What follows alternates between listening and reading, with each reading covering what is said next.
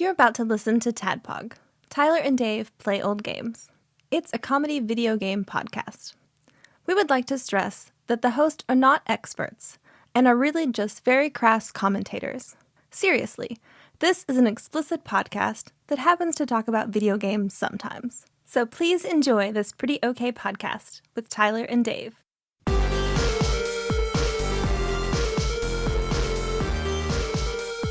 Hello, Internet. Hello.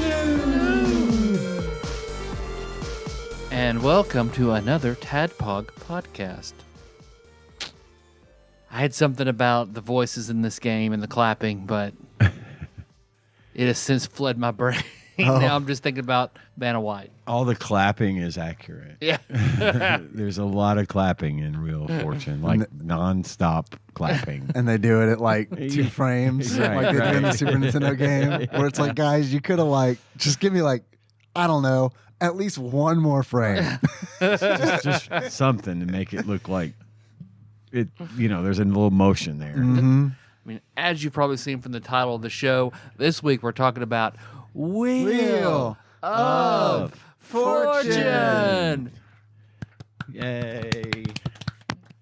And here's your host, And Deluxe Edition, both. Tyler and Dave, And Ian. and Ian.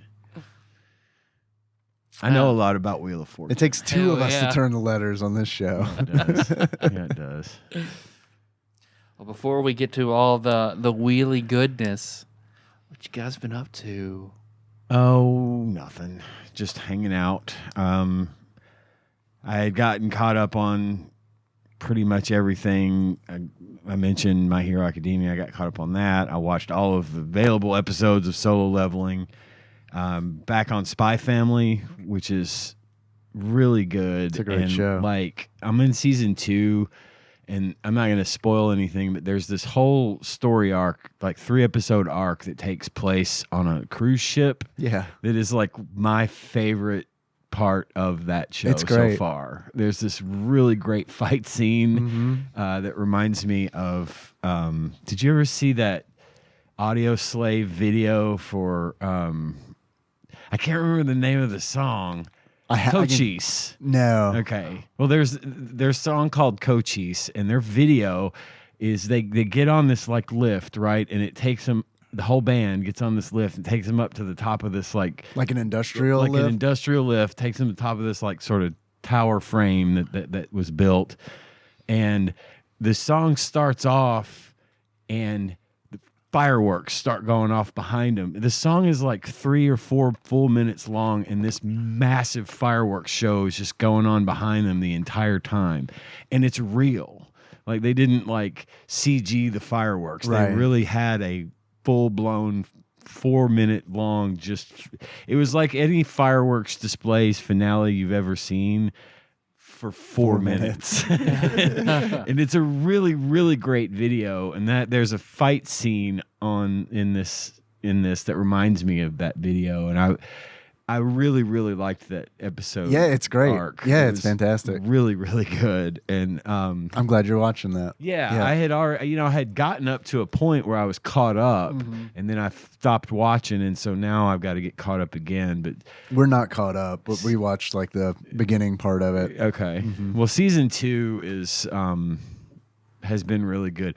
I liked season 1 fine. It was a good establishing season, but now things are starting to actually happen that are relevant, and it's a really unique concept for a show. It's got some super sweet family moments in it. It just touches on all the feels. You know what and show I it really reminds like me it. of is it reminds me a lot of Three's Company.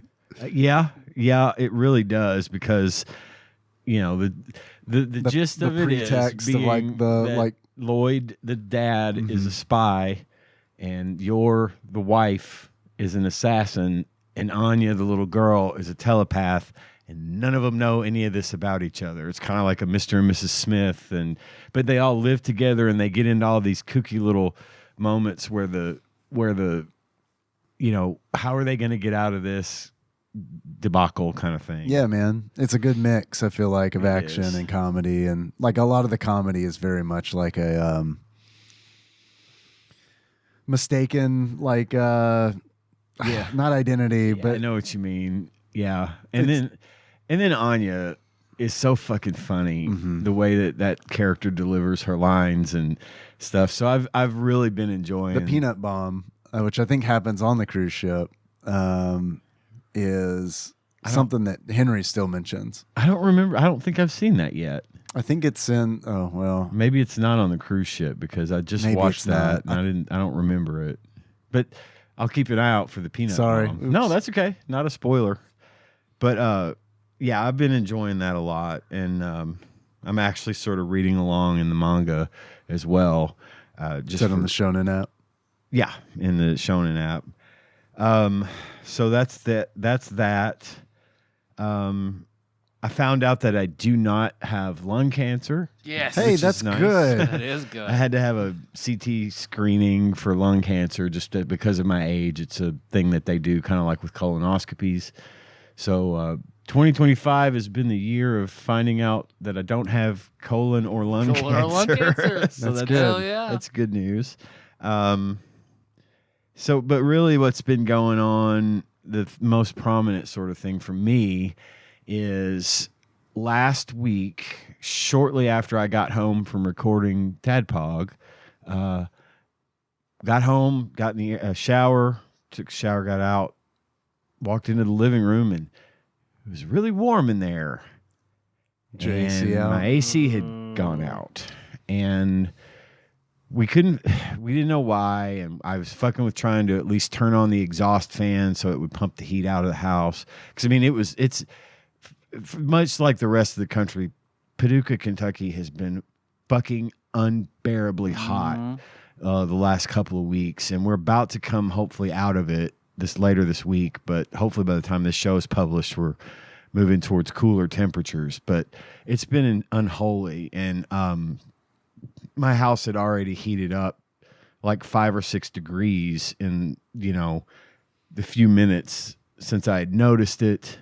So I went and looked at the unit thinking, well, is it frozen up? Because if it's frozen up, that usually means the refrigerant is low. There's a number of things I know how to check. Turns out the big fan on top, the exhaust fan, wasn't turning, but the blower was blowing. And eventually I dinked with the fan settings on the thermostat long enough when I was able to get the fan to kick in again. And I had already started calling around, seeing if I could get emergency service, because there was going to be no way we could sleep in the house. It would be almost 90 degrees in there by the time the night was over. Yeah. And finally, the cold air kicked back on. And so I called for service the next morning, and the guy came out, and I told him, I said, the fan on top wasn't turning. And we did notice that over the last probably year, every time maybe even 2, every time the fan would kick off, it would make a really loud clunking noise. And I wasn't sure if that had anything to do with it, but that's information, right? So he starts cleaning the thing out. He takes the panels off and cleans the coils, which were dirty, and he checks all of the connections and checks all of the parts and pieces and stuff. And he says, well, I don't know. I guess it was just a fluke because everything looks good and it's working right now. So we're like, I think maybe, I don't know what happened. And I'm like, but what about that noise? He says, well, I checked your blower and it's fine. And I said, it wasn't the blower I was talking about. It was the fan on top of the unit, which is what I told you 2 very expensive fucking hours ago. He's like, well, it's not doing it right now. And if I don't hear it, I can't really figure out what's going on. Well, as if given a sign from above, the fan kicked off and it made that clunking noise. And he goes, oh, are you talking about that sound? I'm like, yes, that sound. Oh, that's your clonker. Yeah, that's a part that's supposed to happen. He looks at the fan and he's like, oh yeah, well this fan motor looks like it's about to go out because it was wiggling on the little post that comes out of it. He's like, that's probably this motor's getting ready to go. And up to now, he had been like, well, let's just let it go. It's probably, it's an old unit. They're designed to fail in 10 years anymore and all this stuff. I'm like, this is bullshit. I know that this unit is fine. It's just got a bad part. Anyway, he goes, well, I could go get you a new fan motor for this and we can replace it. And that should fix the problem. I'm like, okay. So he goes and gets a fan motor, comes back, installs it, and has like a lot of trouble getting it installed because it's an aftermarket part. The wires aren't long enough to reach the thing. So he has to clip the wires and solder them together. And he's clearly uncomfortable and hot and everything. And at one point earlier, I was like, man, it sucks that you have to work out in this heat and this humidity all the time. He's like, well, it's what I signed up for.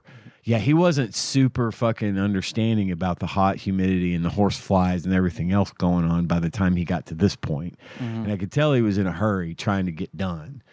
And he kind of disguised that behind saying, well, I don't want you to have to rack up a bunch of hours because, it's expensive. It's by the hour. I'm like, well, I appreciate that, but whatever. So he puts the fan on. He attaches the old fan to the motor. He puts the motor in, and he goes, he says, okay, let's fire it up. So we fire it up, and it starts blowing, and everything's working, but the fan is making a really weird sound, and it doesn't sound like a mechanical sound. It's like, I don't know if you've ever had if you've ever been holding on to like an electrical fan or something and you kind of turn it and it makes a weird noise. You know what I'm talking about? The lightsaber sound. Yeah.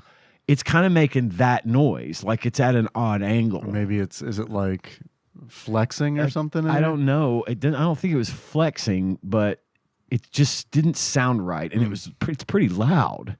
And I'm like, well, what about the sound coming out of this thing? This is a weird noise that it wasn't making before, and it's not the motor. I can tell it's not the motor making the noise, right? And he was like, well, he says, I think it's fine. I got the fan up as high as I could on the post. May just be because it's a little lower in the housing than it was. And I was like, okay. But this is a really loud noise, and it's annoying, and it's right next to my constant. Yes, when the fan's on. Yeah, right, sure. And I was like, it's not doesn't sound normal to me. He goes, well, I think that's probably just gonna be the way it's gonna have to be. And I'm like, okay, whatever, because I can't have you just be here and telling me this if you're gonna just be charging me to tell me nothing. Right. So okay, thank you for fixing my shit. Fucking hands me a bill for $800. Patreon.com/TADPOG. I really need money. Everything's hitting all at once. And so I don't know how the fuck I'm going to pay that. Meanwhile, I'm like hearing this noise. I'm standing out on my porch last night. The air conditioner's been working fine. I still feel like it isn't outputting as well as it should, but it's doing fine. It's not like even close to bad. My house is comfortable.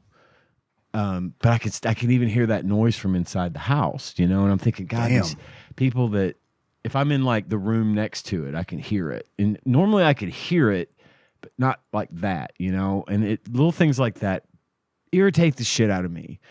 So I'm standing out on the porch last night. I had a couple of drinks, and I'm like, you know what? No, fuck this. So I get up this morning and I call over there, and I'm like, I need to speak with someone that is not the guy that came to my house the other day, preferably a manager. And so I got on the phone with a guy named Carl. If I meet him, I'm hoping he's wearing heart decorated boxers, knee pads, and bare feet, and a leather jacket and heart boxers.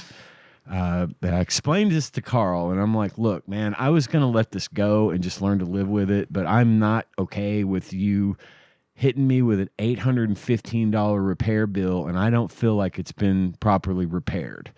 And I want someone to come out and look at this week. It doesn't have to be today, just sometime this week, and tell me what can be done to make that noise not be that loud. Right. And he said, he was like, well, if we determine that was something that we did wrong or didn't do right, we won't charge you. I'm like, no, I don't want to be charged at all because this shouldn't have been left like it was, I don't think. And he goes, yeah, here's the thing on those. What happens is if the fan's not up high enough, it's not inside this little housing. That the model of air conditioner I have is a Carrier.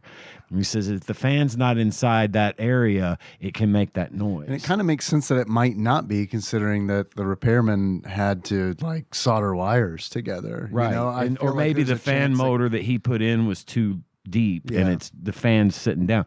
And if the thing's all the way up on the post, I don't know what he's going to do about it. And it may just be something I have to live with, but it kind of pisses me off, that they've hit me with this $800 bill. And aside from that one motor, which I fucking basically diagnosed for him when he first arrived, and he didn't even bother to check it until 2 hours later. And then he puts in a $350 fan motor that's apparently the wrong size. And now they're talking about possibly charging me more to come out and fix a problem that they created. How much is a new unit? Well, I mean, they're several $1,000s usually. I mean, we're talking like what, $3,000 or something? 3 or 4, maybe 5, depending. Damn. Okay. They're not cheap, but there's also this rule, and any HVAC guy out there that's listening, there's a rule of, I think it's called the $5,000 rule, and you're supposed to take whatever the cost of the repair is and multiply it times the age of the unit. And I think there might be another variable in there somewhere. But if it comes out to be more than $5,000, then you should just replace it. Mm-hmm. We're not there yet. Mm-hmm. And I know the unit works fine. They just didn't get the right stuff, I guess. Part, and I'm hoping that they'll come out and try to make this right, because I will say the name next week when we record, regardless of the outcome. I'm going to say the name of the company I've been working with, and it's either going to be a bad thing or a good thing, and I'm hoping it's a good thing. Yeah. Because aside from that part, the guy was nice. He came out promptly. He the work he did, aside from that one thing, was good. He was thorough and he was polite and everything. It was good service. Yeah. But leaving things in that state is not, acceptable. I had a conversation with one of the guys that I work with the other day, because I'm not a team leader, but I'm kind of an account manager. And so when someone goes, and short version of this story is one of the technicians that was working for one of my clients went out, did a thing, it had problems, he left it broken without handing it off to someone else and left. And then the client ended up having real bad problems over the weekend, because second problem, the guy did this on a Friday, which we never do. And so I had to have a little coaching moment and say, hey, something like this, A, don't do it on a Friday.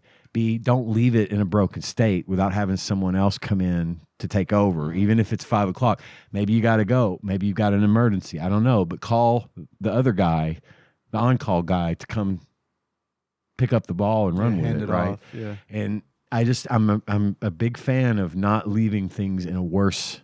I won't say he left it worse than because it's working. Yeah.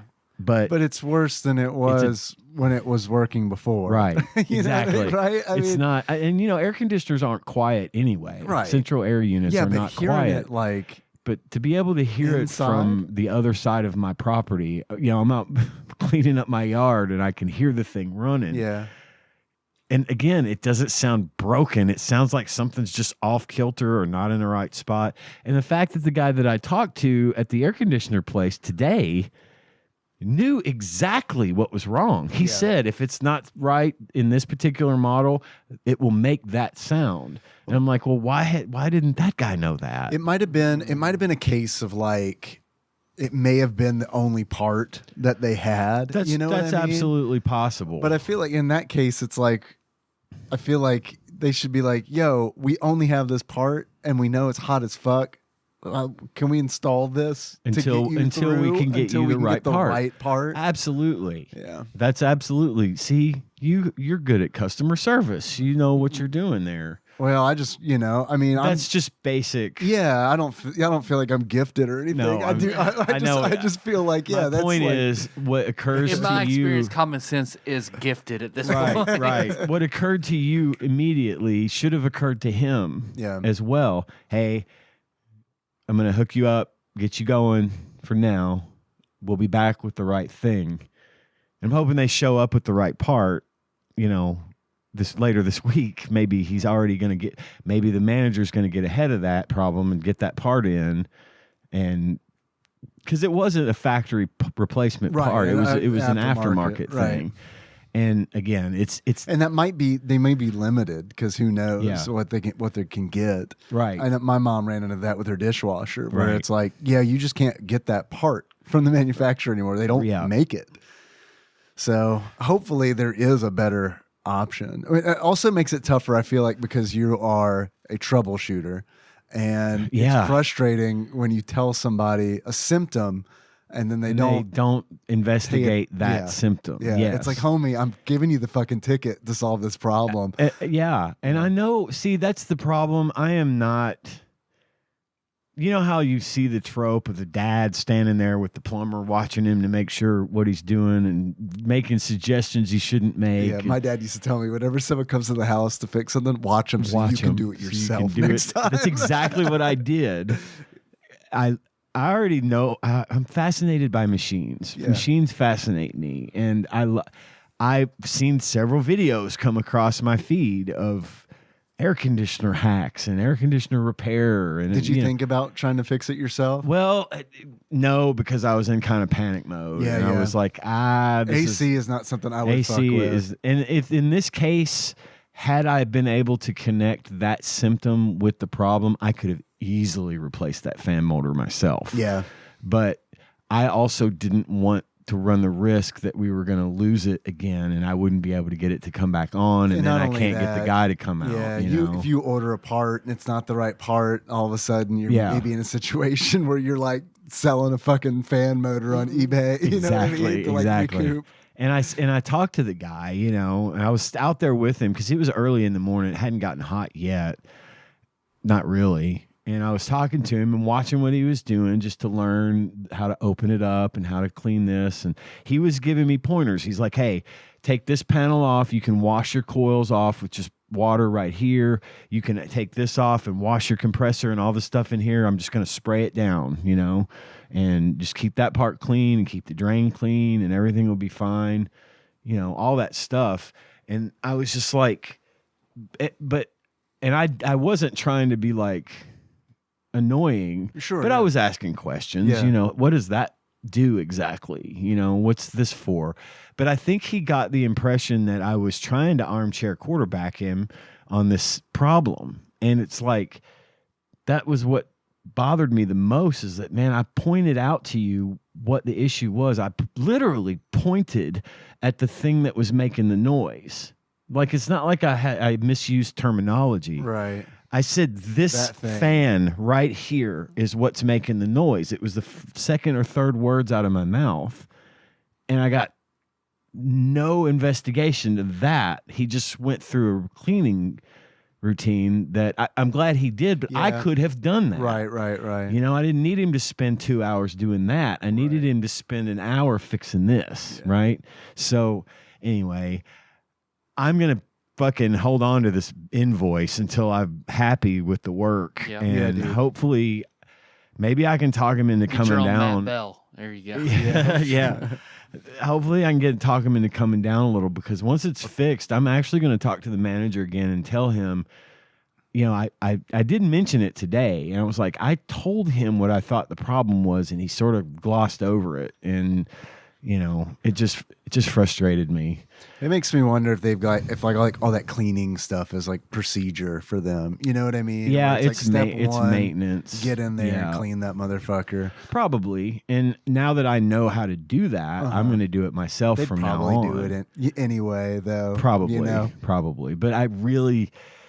And I get it, because it's like when I'm working on someone's computer and I say the very first thing is, have you rebooted it? Right. Have you turned it off and turned it back on again? Right. And that fixes a lot of problems. Yes. But I understand that they have a procedure to follow, and I'm not mad that he cleaned it, but if it sounded the way it sounded when it was working perfectly before, I'm sure we wouldn't even have this conversation right now. Wouldn't be having the conversation, and the bill would have been about more like $300 or $400 instead of $800. So, yeah, patreon.com/TADPOG to help pay for Ian's air conditioner repair. Ours went out as well. Oh, no. Not like super recently, but this summer it did. Earlier this summer it did. But it was like a the guy that we use, he's come out before and he's really good. And it's like it wasn't working. Like he wasn't sure what the problem was, and he was pretty straightforward with that. And it was like, I did, check the Freon, yada yada, did all this. He said, it seems to me like it's blowing cold air right now. He said, text me if that changes.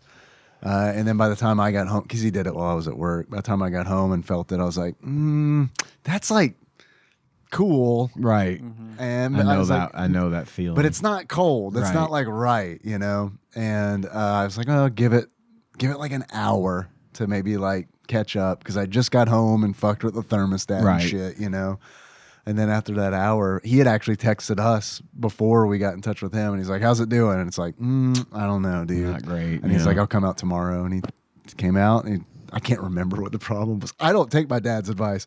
When they come over, I'm like, hey, I'm going to be in there playing computer games. If you need anything, come get me. Here's the water. I'll see it. Yeah. So I have expected you to be like, so Nikki just fixed it.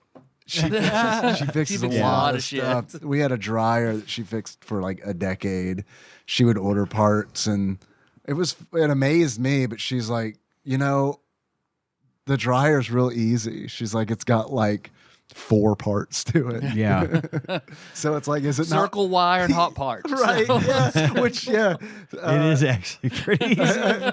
So it's like, is the dryer working? Let me check the 4 parts. Right. Yeah.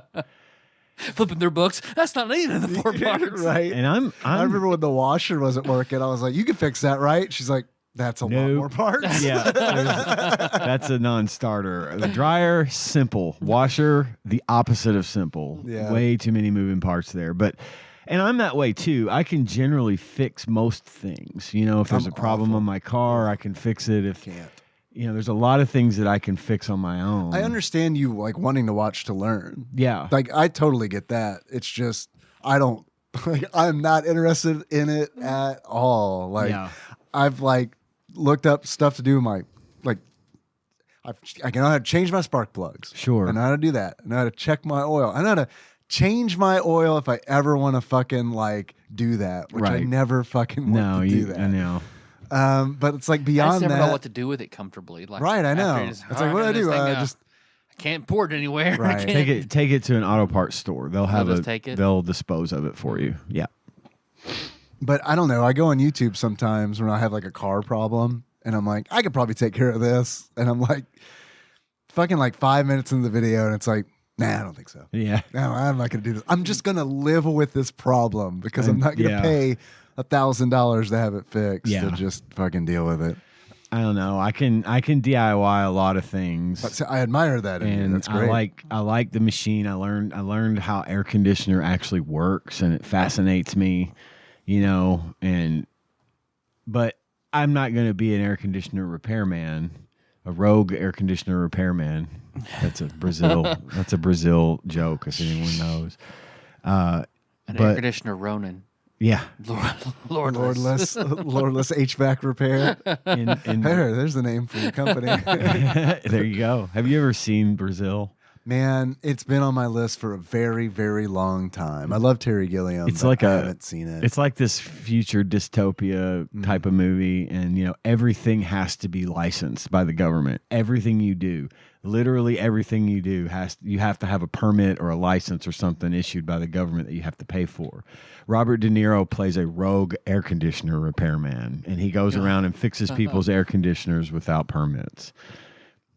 Who knew? I'm bumping up the list. I've really been. Brazil is like, I don't even know if Netflix Q is a thing anymore because I haven't looked at that in like probably 5 years. But like if I were to go and find it right now, and like if it's dated when you added it, Brazil is probably like 2012. If it's even still on there, right? Yeah. But I don't remember much about the movie. I actually should probably watch it again. But anyway. Is there a video game?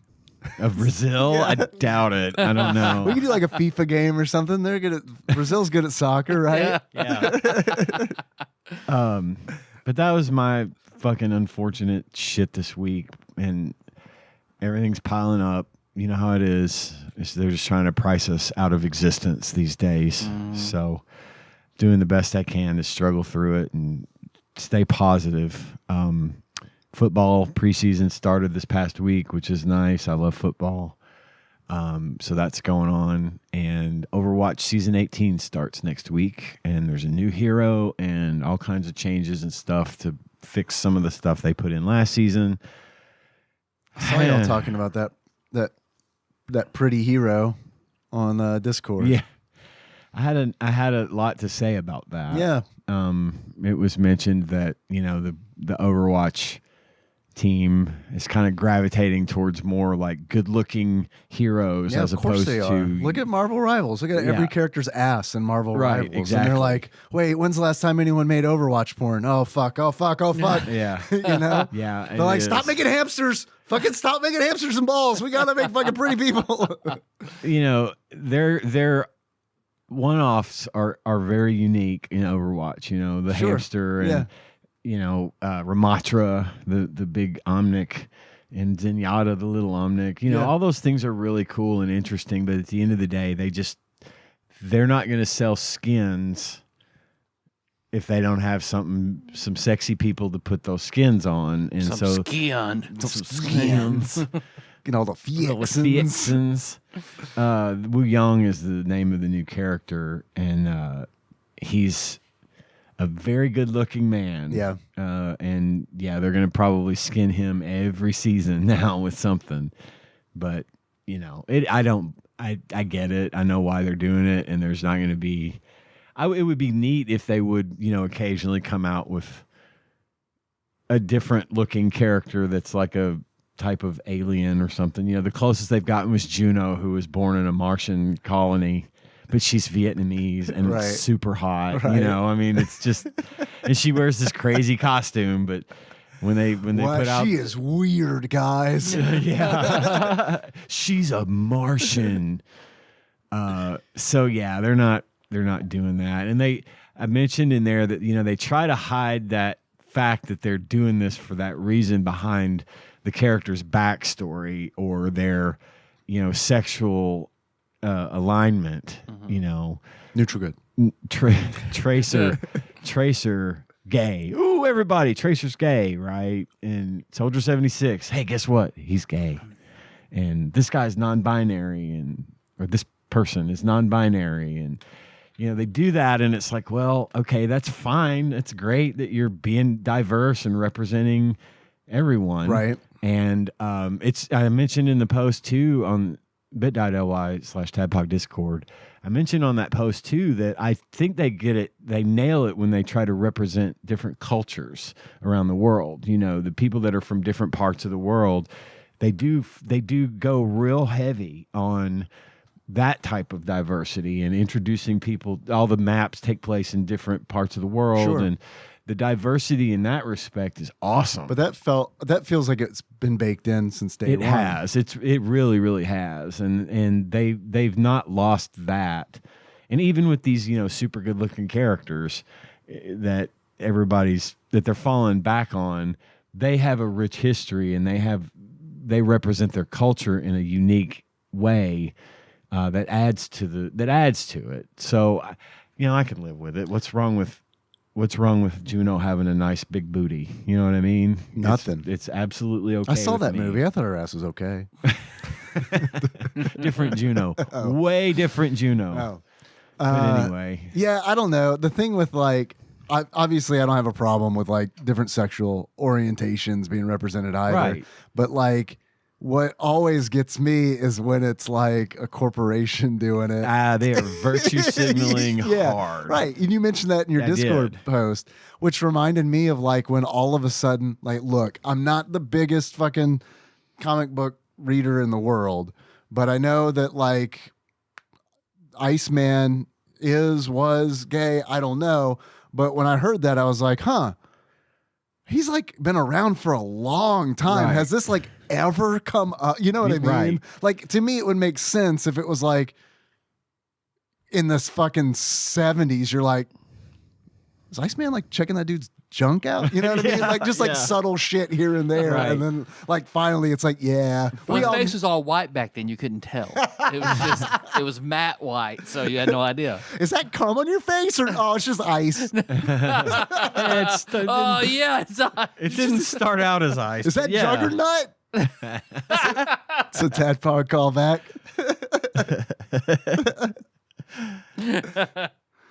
But the other part of that for me is I don't know how much it matters to me, right? Yeah. I mean, okay, good. That's Soldier 76 is gay. Yeah. Cool. It doesn't really I change don't a lot. really care. Yeah. And it's not but they want it to be a big deal. right. They do. And it's like, I mean, okay. Yeah. It's like if anyone, I find out if anyone is gay. Well, it's like, and I'm like, yeah. oh, Does cool. it change his ultimate? I guess. I don't know. Okay, what to- fine. Right. Yeah. exactly. So it's just I don't know. They definitely are virtue signaling hard. Sure. At the board in the boardroom. That's what I thought Marvel was doing too. When it was like, yeah, he's gay. Really? Guess what, Out of the blue everybody? like that? Like, okay. I don't have a problem with it, but Still it doesn't seems like make- you're trying to sell comic books right now. Doesn't really make a difference, but whatever. Anyway, that was my fucking 40-minute long intro. What have you been up to, Dave? I've been playing Elden Ring. It's going pretty good. I feel like it's finally fucking clicked, which is like, wow, that's a good feeling when it's like in the early game, I really like to explore. It's really fun. I usually don't like exploration, but like in video games, but in Elden Ring, it's very different because it's like, what fucked up thing am I gonna see next? And that's a lot of fun. It's not like I'm not trying to like shit on Breath of the Wild. I liked Breath of the Wild, but it's not like Breath of the Wild where it's like I don't see a lot of fucked up shit in Breath of the Wild. Right. In Elden Ring, it's like, am I gonna turn this corner and there's gonna be like, I don't know, like a fucked up hillbilly with like giant blood clots on his face. Yeah, look, there it is. Oh, he's way stronger than me, even though he doesn't look like it. Yeah, he sure is. So it just feels like there's a fucking nightmare like around like every little corner, which is nice. I like that. I like horror shit. I like fucked up, like seeing fucked up shit in video games. Yeah. Been playing some Night Rain still. Now with 100% more Josh. Hell yeah. Hell yeah. Josh, Nicole, and I played it last night. It was fun to do it because Nicole and I have been playing, and I don't know if I've mentioned this previously, but you can either solo queue, duo queue, or trio. Okay. And Polycule. yeah, and then you get all the fucking skins with the big butts. Yeah. Also, something I like about I was about to like really praise. That's what I Night like Rain. about Josh. Yeah, great ass. What I was about to say about Night Rain is like they lean into weird. They do, but then there's also like the big tittied witch. So it's like, okay, well, you got to have that, obviously. But like, I mean, look at your audience. It's going to be. yeah, I could be a Birdman or I could be the big tittied witch. I'm going to be the Birdman. I would be the big tittied witch. I don't have anything Something against, for everybody. I don't have anything against big titty witches. No. I think they're great. But I know you would prefer the bird. I mean, in real life, if someone's like, you could be a big titty witch or you could be Birdman, I'd be like, fucking Birdman, sign me up. Who like expects, like if you're a big titty witch, they still expect you to show up to work. Like you're still human. If you're a Birdman, they're like, do you like live at the zoo? Do we charge him taxes? I don't know. I'm a Yeah, bird man. Big titty witches' work is easier, but they still have to go to work. So you, It's easy in some regards, less easy in other regards. There's a lot of HR calls, I think, when you're a big titty witch. you're a bird man named Clyde Birdman. Clyde Birdman. So what's nice is, what we thought was going to be nice is they added duo queues because Nicole and I were like queuing in with a third random person. Sometimes that works out great. Sometimes it doesn't. Yeah, I know that feel. And there's like no voice chat, which hey, that's great. I actually do love that, but it does make it difficult to communicate. Sure. So I kept joking. I was like, we should get Josh like a PS5. Let's get Josh a PS5. And then like the other day, Nicole was like, we had a PlayStation we forgot about. I was like, you had a PS5 you forgot about? She's like, no, PS4. I was like, this game's on PS4? Yep. And they bought it and they hooked it up and then we played last night. Hell and yeah. it was a lot of fun. Good. Yeah. That's cool. Other than that, I've been rereading Shadow Dark, which is a OSR tabletop role-playing game. I'm going to be running little Shadow Dark mega dungeon for a group. I'm running a printed mega dungeon called Stonehell, which looks really cool, except it doesn't have I want to run this like fucking Diablo.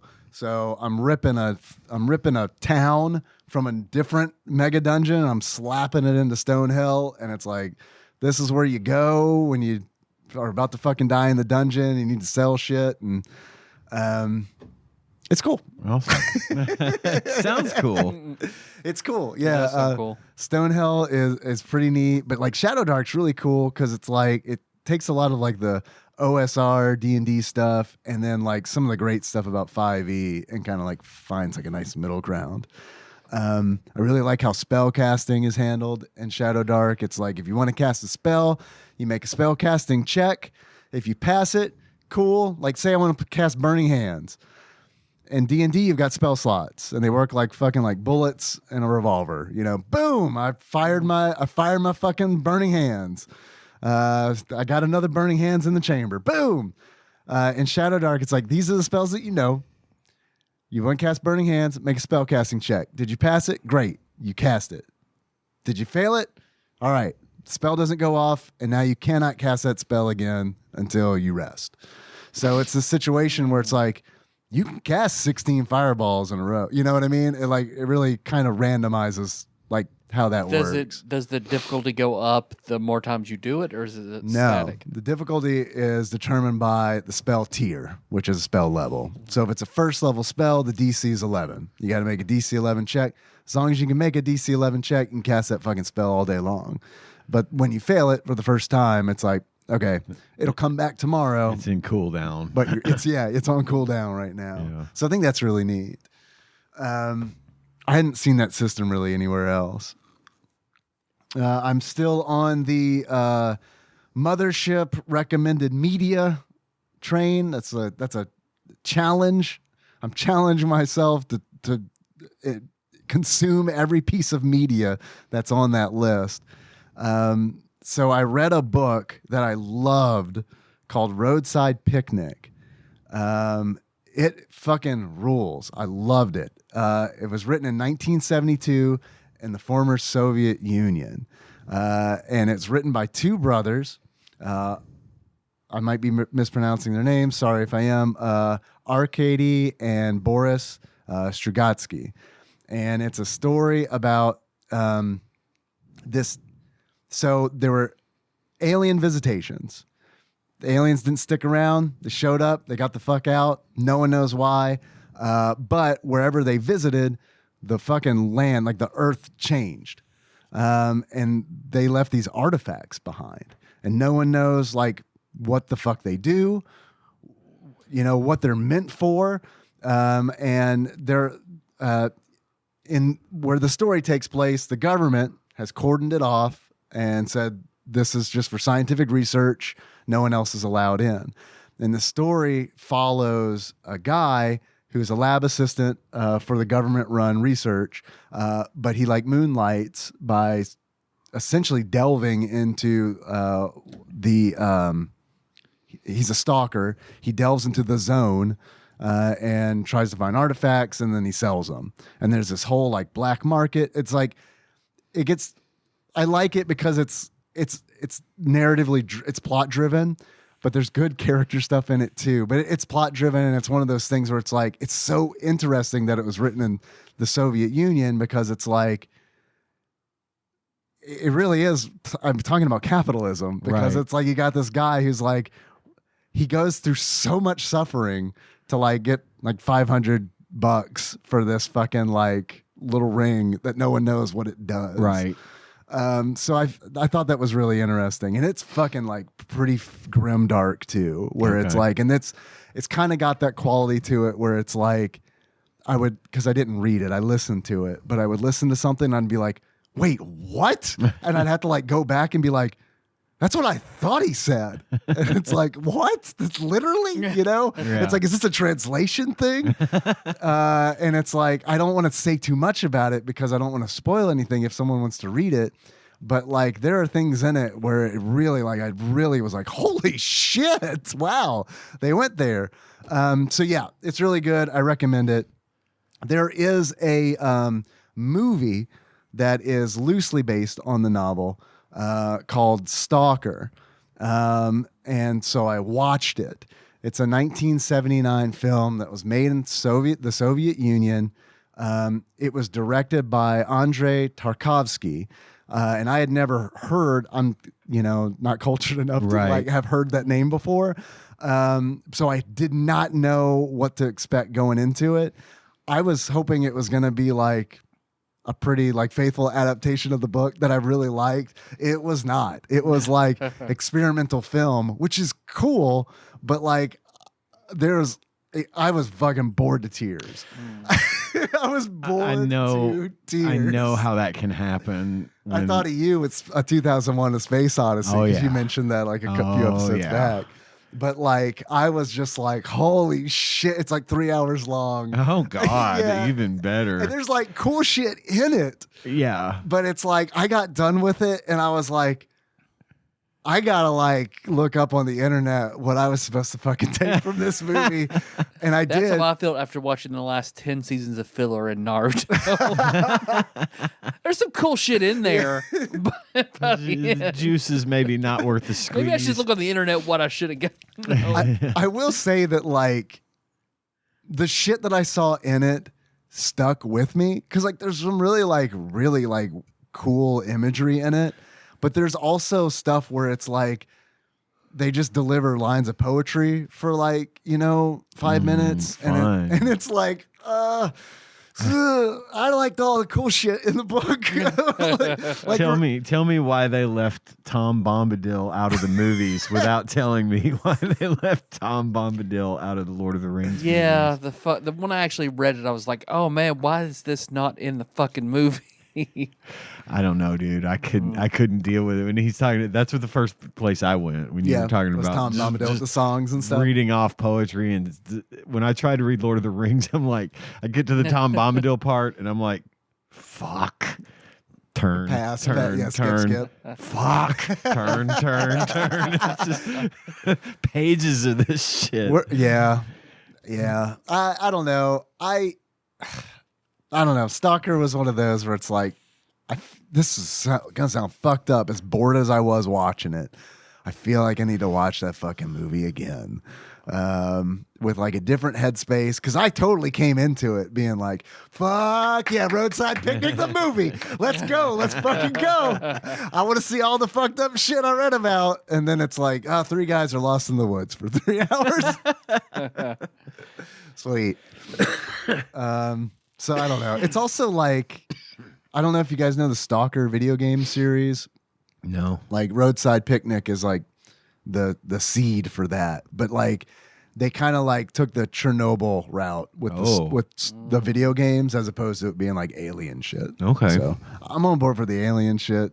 Chernobyl's like, that's an interesting thing, but I don't know. Something about like doing fucking delves into like an area where like aliens have landed and you find a bunch of weird shit.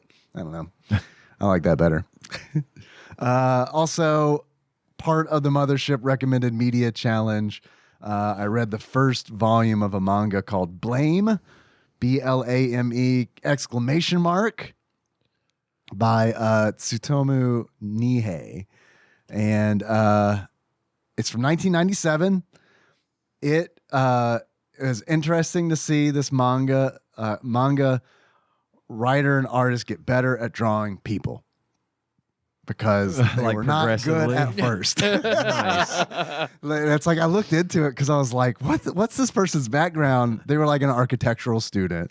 So it's like all of their like The buildings look good. And the buildings do look really good because it like takes place in this like mega city or series of mega cities. So you get all this like fucked up like think of like Dread, but like with like a whole bunch of tubing and stuff.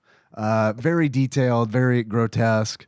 It follows the story of a guy who is trying to find a human with a gene that allows them to connect to the internet.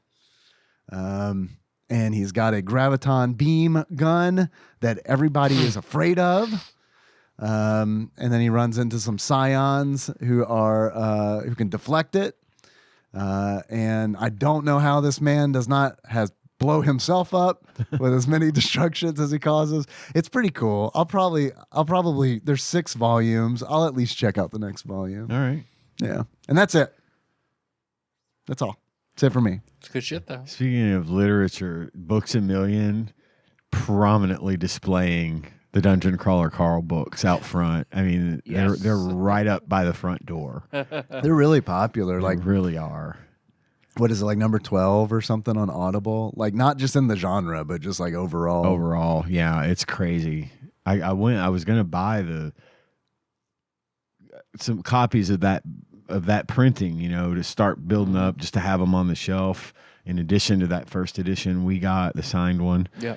But I couldn't find book 1 and 2, and man, I think I'm gonna be waiting for hardback or for paperback. Because man, those hardbacks are like $40 a piece. Shit. I got 5 kids to feed. Air conditioner or all the books in the Yeah. Carl. 2 Dungeon Crawler Carl books or a Nintendo Switch 2 game.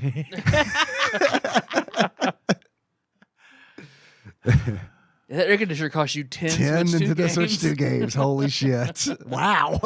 Damn, That puts it into It perspective. really does. please don't put it like that.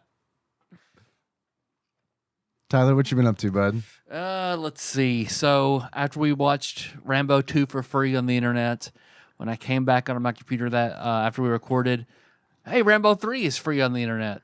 So Melissa and I watched Rambo 3. I thought about it. It's real bad. The ones that come after Rambo 3 are better. We're halfway through Rambo 4. Yeah. That one we had to pay for, but it is so far much better. Isn't it just Rambo? Isn't that the one that's just called Rambo? Let me look. Because there's also one in 97. There's Last Blood as well, right? Yeah, Last Blood. Oh, This is the yeah. one, yeah. Which I've heard Last Blood is not good. Really? Yeah. And kind of racist. Really? But this one... Right, you're on the one. Is this the one where he helps mercenaries rescue kidnapped missionaries? Yep. That's a good movie. Mhm. I like that one. So far, we like it. That's 4? Yep. Rambo. He's rescuing Rita from Dexter. There's a scene. Yeah, It's really he is. Or hurts. Darla It's- from Buffy. However way you want to see. There is a scene in that movie. You haven't seen it yet because you'll know what I'm talking about in Rambo. That's like, it's fucked up. Oh, it's by far the goriest one. Yeah, and this Like- takes it to the next fucking level. Of And, that. and portraying what they're portraying, it should be. It should be like, this is fucked up because all that shit that happened, fucked up. Yeah. I liked Last Blood. I thought it was okay.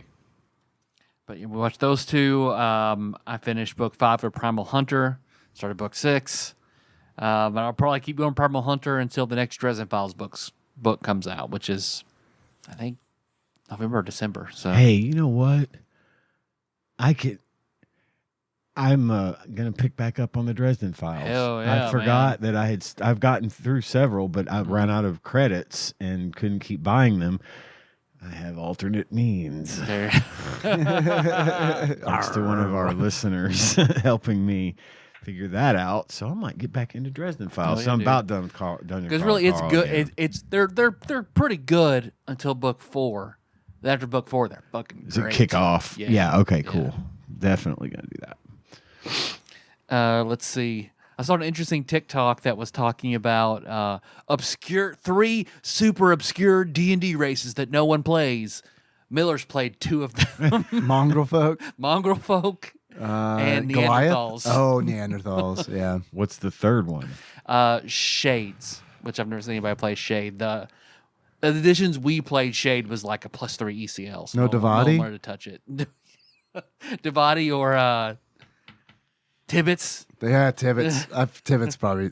Tibbets, there is. I feel like I see shit about Tibbets pretty frequently. And I think that's just like, first of all, it's the Discord servers that I frequent, where it's like, of course, people in this Discord server play Tibbets. Tibbet is fun. Tibbet should be a main. But it's also like Tabaxi. Race. Like, because like Tabaxi are like the cat people, right? Yep. And then the Tibbets are like Werecats. the shapeshifters. Yep. Yeah. Warehouse cats, which is just fun. Yeah. And scalable to regular D&D play. Man, the number of times when like you're playing a druid in D&D and it's like, if I could just be a fucking cat right now. You know what I mean? Yep. I feel like if you're going to choose like any like domesticated animal, it's got to be cat. You can sneak in places. You don't have to eat much. Got that small stomach. Mm-hmm. Get head pats and shit. Get loved Lay in on. the sunbeam. Yeah, man. Knock things off the counter Yeah. just for no reason Right? other than it was there. Yes. Yeah, that sounds great, actually. So when you guys came in the garage, you'll see it was strewn about because I bought a new fridge and had them haul off that old fridge. Oh, yeah? So I'm going to put my other fridge, because last time I got a new fridge, moved the old fridge out here, and then it broke down. And just left it here. So now I have a new fridge to replace the house fridge because it's just Fucking worn fridge down. roulette. It works, but it's worn down. Yep. So, but whenever we put, so I noticed that my floor was getting a little warped. I didn't know why.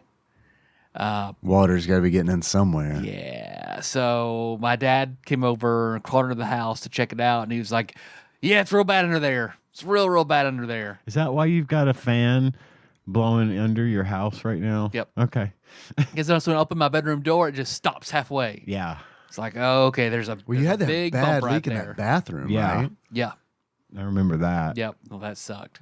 Our bathroom floor is totally fucked up. Oh, Same. Yeah, Same thing. Yeah, we got to get like our floor replaced. For Sure. Absolutely. We do too.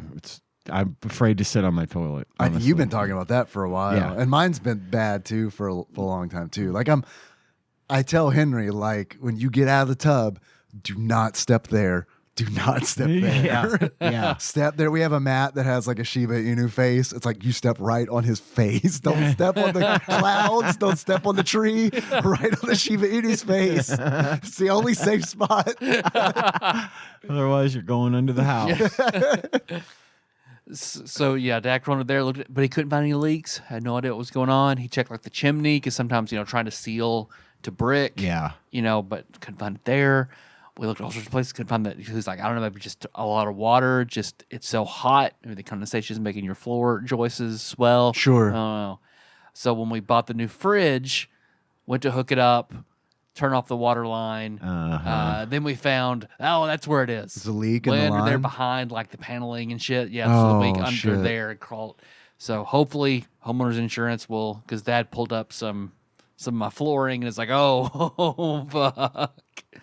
So yeah, that's the whole thing. That sucks, man. Yep. Where is it, like isolated to the kitchen or? It's spread over some into the hallway bathroom, but primarily the kitchen. Well, at least there's that. Yeah, but like, he's like, yeah, they're gonna plan to like rip up all your subfloor, Yeah. relay everything, because I was like, well, homeowner insurance picks it up. Cool, we'll go ahead and replace our cabinets now too, because those are also fucked up and old and There you water go. damage underneath now. I was gonna so say they get soaked. They would have soaked up a lot of that water they too. did. Underneath my sink is fucked up. So, Yeah. Yep. Hate water in the house. I hate it. So if anybody, I propose a new title for Lord Mike of Purdue to Oh, extend it wow. to chiropractor Lord Mike of Purdue. If you've seen the latest internet ad for the car company he Oh, I works have for, where he is not. called the chiropractor. Oh my goodness! I gotta check this out. Nice. And also Josh Edwards' birthday. Hey, Birthday, Time Lord Josh Josh Edwards. Happy birthday. He posted on his birthday. Facebook that if his fundraiser for his birthday reaches $500, he'll shave his head and jump in the lake wearing his wife's dress. So everybody hop on Josh Edwards' Facebook and donate. You know, he was really close last time I checked, like real close. Like if 2 people sign up, he's got to do it. So we share an August birthday within a week of one another. Hell yeah. Hell yeah.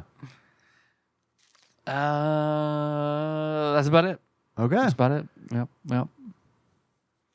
So guys want to talk about Wheel of Fortune? Hell yes. Hell yes. Wheel of Fortune's old. Yeah. It's been around. It's been around for a minute. There's a lot of history behind that show. It's just a little bit old, just a little bit younger than me. It started in let me look here. Is it your favorite game show? Yeah. Yeah. I mean, I love liked it, the original Price is Right better. Uh-huh. But it's not the original Price is Right anymore. And I don't dislike the new one. Right. But I don't like it as much as Wheel of Fortune. 1975, January 6th, 1975 is when Wheel of Fortune debuted. Merv Griffin, creator of Jeopardy, thought of it. And it came out in 1975, and Chuck Woolery, one of my favorite game show hosts, hosted it. He's from great. 1975 to 1981. 2 and 2. 2 and 2, baby. And Pat Sajak and Vanna White. Susan Stafford was the co-host, letter turner for Chuck Woolery. Pat Sajak and Vanna White took over in 1981. Pat Sajak used to be a weatherman I can see it. It lines up. Yeah. I can see it. Yeah. Something about I don't want to in Cincinnati, I think. like throw too much shade on Susan Stafford, but so part of my research for the show, I watched Pat Sajak's first hosting of Wheel of Fortune, and I didn't know Susan Stafford going into this, but like the way that she like gestured at the letters while people were like trying to solve the puzzle was fucking hilarious. And it's like, but also like super annoying. Yeah. Because she's like pointing at him like, come on, you can do it, come on. And it's like, I feel like Vanna White's approach is very passive. Vanna White is a non-combatant NPC. She is just doing her job. Disassociate. Walk across the stage. Yes. Disassociate. I watched Vanna's first episode too, and that one was great because Nikki and I were watching it because she loves Wheel of Fortune, and I mean I love it too. I'm just not like dyed in the wool, you know. It was funny watching Vanna because like he would like they would call it the letter T, and before Pat would be like, yeah, 3 T's. Like Vanna's like on her way. So it's like I know there's T's because she is moving. She knows where the letters are already. Yeah, she's so good at that. There was a funny moment. Like, so Pat Sajak's last season was the season before this one. His last year on the show. And before that happened, he had some medical problems and had to be off the show for a while, which is really the first time in a really, really long time that they had to figure out what they were going to do as far as hosting the show. And at one point, Vanna hosted for like a week. Right. And she was terrible at it. Oh, bummer. And you would think, having been there and watched Pat Sajak do his thing for 50 or 30, 40 years, however long they've been on it together, that she would have picked up something. But man, that is not her lane. I could see that being really hard to like transition to. Yeah. I could too. But it's still, you'd think. I mean, it's not like she'd been on the job a couple years. We're talking about these two were basically living together, But it was really awkward and uncomfortable to watch. And I can't remember who else they got to host Wheel of Fortune while he was out. But anyway, Ryan Seacrest ended up landing the job.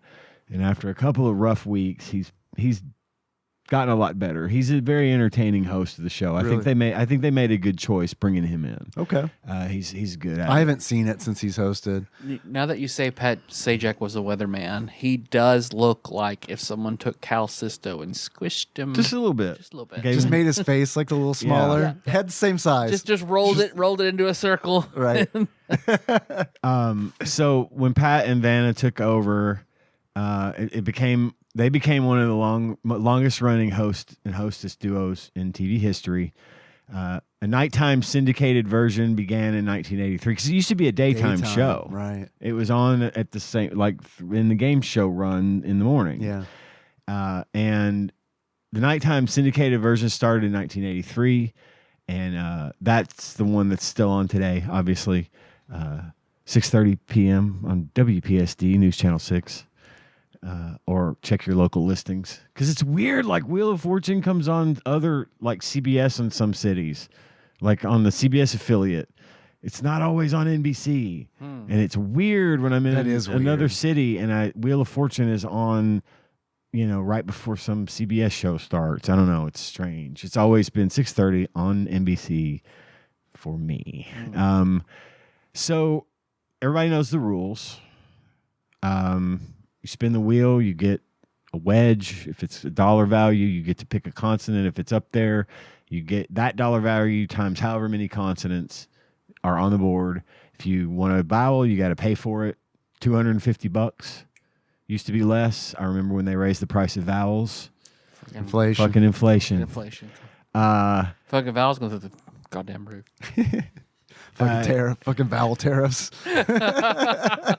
If you hit a bankrupt, everything you've accumulated so far up in that round, or if you have the $1 million wedge, if you're holding on to the $1 million wedge that you might have gotten in an earlier round, you lose that too. The $1 million wedge is it's 1/3 of a wedge that's in between two little bitty bankrupts. Right? Is that the one? Yeah, and if you hit that wedge and call a letter and it's up there, you get to hold the wedge. If you make it all the way to the bonus round without losing the $1 million wedge, they put a $1 million prize on the wheel, and you could potentially win $1 million that way. It's very difficult, but people have done it. It has happened several times. I've actually seen it happen once, and I know it's happened probably 3 or 4 times. Very rare for that to happen. Lose a turn, you lose your turn. There's prizes and jackpots and all manner of things. They've got this thing called the mystery train, where Mystery Express or the Express train, something like that, where if you decide you're going to do it, you get to call consonants, and every time you get a consonant, you get $1,000 banked. And if you solve the puzzle, you get to take all that money. But if you miss a letter, you get a bankrupt. Okay, and they've added. What version doesn't have any of this cool shit? The SNES version. Yeah. And if you they've added all manner of little bonuses and things throughout the years. And then you go to the bonus round. If you solve that, you win the prize of from the little wheel that you spin. Vanna White has worn, fun facts. Vanna White has worn over 7,000 different gowns during her time on the show. The show has given away over $250 million in cash and prizes since it began.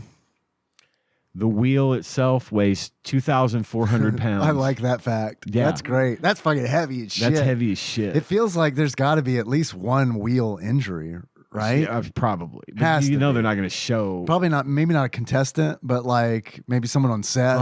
Trying to work on it or move it or something. So I want to see the world's strongest man get in the middle of the wheel with a harness and just lift it. Oh, I thought like it's throw knives at him. And this one's dumb. In 2019, a contestant solved the puzzle with just one letter on the board, stunning fans. I've done that. There'll be one letter and I've solved the puzzle because of the clue. And sometimes the clues just basically give it away and you can look at it and say, oh God, it's got to be this. But why would you? So they do have this one called the prize puzzle, this one round called the prize puzzle. It's always a trip, right?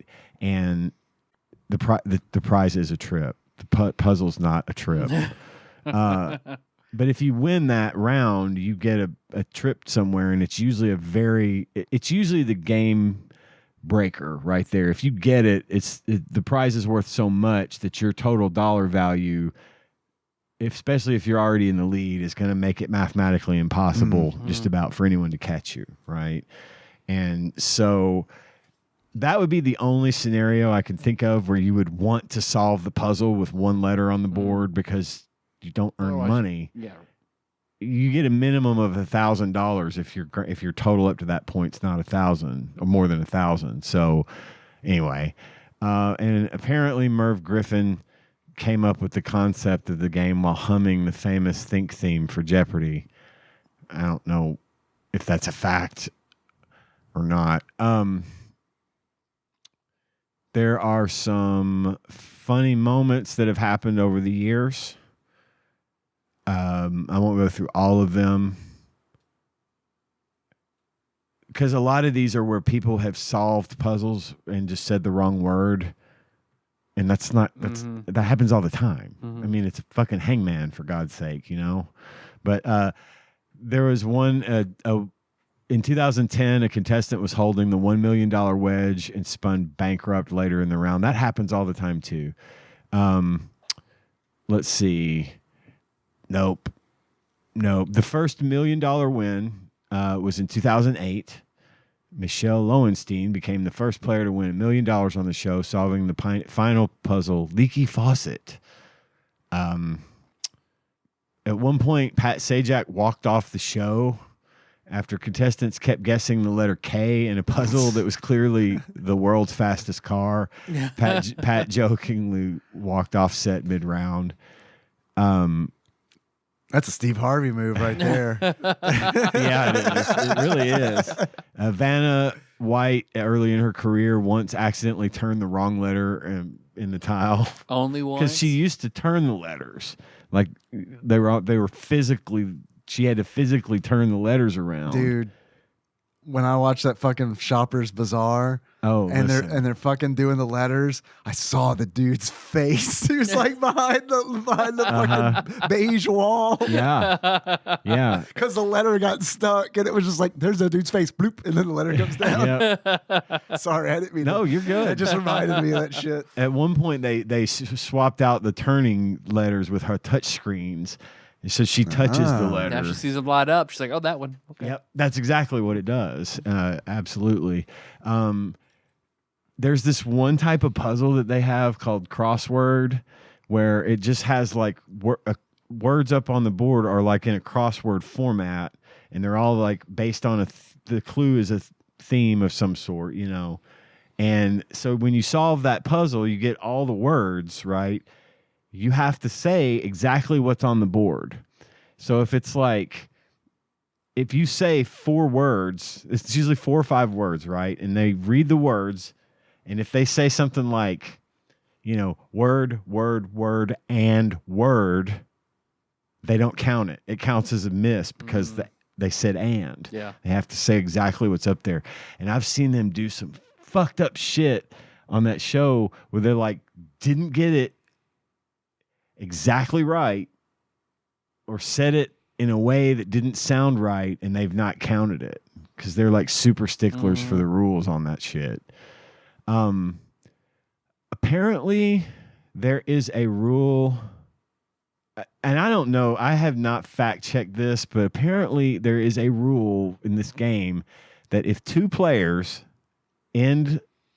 they tie with the exact same amount of money after the final spin, they have to get married. No. Both advance to the bonus round. Interesting. How do they do that? I don't know. It says it's exceedingly rare, and I don't think it's ever happened. But it's just weird. Like, how would they? Are they going to compete for it? Who picks the letter? Right. W. No, L, bitch. Did they split the prize? Yeah. That would suck. That would suck. It's like you have double the chance of winning. King Solomon shit. Right. But half the prize. Now we'll split this motorboat in half. No, wait. I'll take the cash. Let's see. So what I really wanted to talk about, I just wanted to line out Wheel of Fortune for anyone who doesn't know about Wheel of Fortune, which is probably not many people. But the original way that this show worked, it had a shopping format. Mm-hmm. Okay. I remember seeing that for the first time, blew my mind. Yeah. What they used to do, for any of you that don't know, is they played the game like normal. You know, they'd spin the wheel and win money. But after each round, the winner of the round would then be shown all of this merchandise, like department store style. And it would all have prices on it. And they would have to pick shit to buy with the money that they earned. And it would go through, and they would be like, okay, I'll take the TV for $800, and he'll be like, okay, you have $700 left. Okay, I'll take the board games for $200. Yeah, you know, and Pat, would always fucking crack me up because, like, I say always, but like the episodes that I watch, the early ones, when they're doing that, Pat's always like, okay. Yeah. It's like, what? Are you No accounting for taste, whatever. right? Whatever, loser. Yeah, it doesn't matter what they pick, and it's like I haven't. But the first episode he hosted was a teen Wheel of Fortune episode, and like there are all these fucking like board games, like you mentioned, and fucking like a guitar and like a Sony Walkman, and then there's a fucking jacuzzi, Right. for $2,000, and the kid has like $2,500, and he's like just picking everything but the fucking like jacuzzi. And then at the end, Pat's like, "Well, have you thought about how you're going to explain to your parents yet how you didn't get the jacuzzi?" Oh yeah, and It's a big hot bathtub, Pat. I got one of those. My parents are probably going to fuck in that. You know, I can't take that to college. yeah, you know? right. They and frequently one of the prizes would be a fucking ceramic Dalmatian. Man, I'm so glad that you introduced the ceramic Dalmatian to me. Yeah, it was weird. It would show up all the time as a prize, and it started to become a running joke that the players would buy the fucking ceramic Dalmatian, and it was in this 50th anniversary season that came up this past season, they had shit hanging up on the walls and decorating the set. If I want on eBay, That's what I'm doing right now. set. And one of the things they had to decorate the set was, in fact, a ceramic Dalmatian. So it's been like a running joke since the 80s. But what would happen is people would buy all these prizes from the department store part, and if they had any money left over, they would have to bank it. And they would be able to use it if they won the next round in combination with whatever money they win. But if they hit a bankrupt, they'd lose that money too. So, but it was weird because like whenever someone would pick a TV or a VCR, the VCR in that clip you sent, by the way, was $832 in 1983 or whatever. Someone posted it in the comments. Someone commented on that price. And I didn't adjust that for inflation, but it would be something like $2,000. Which explains the bulletproof case they'd put those things in. Exactly.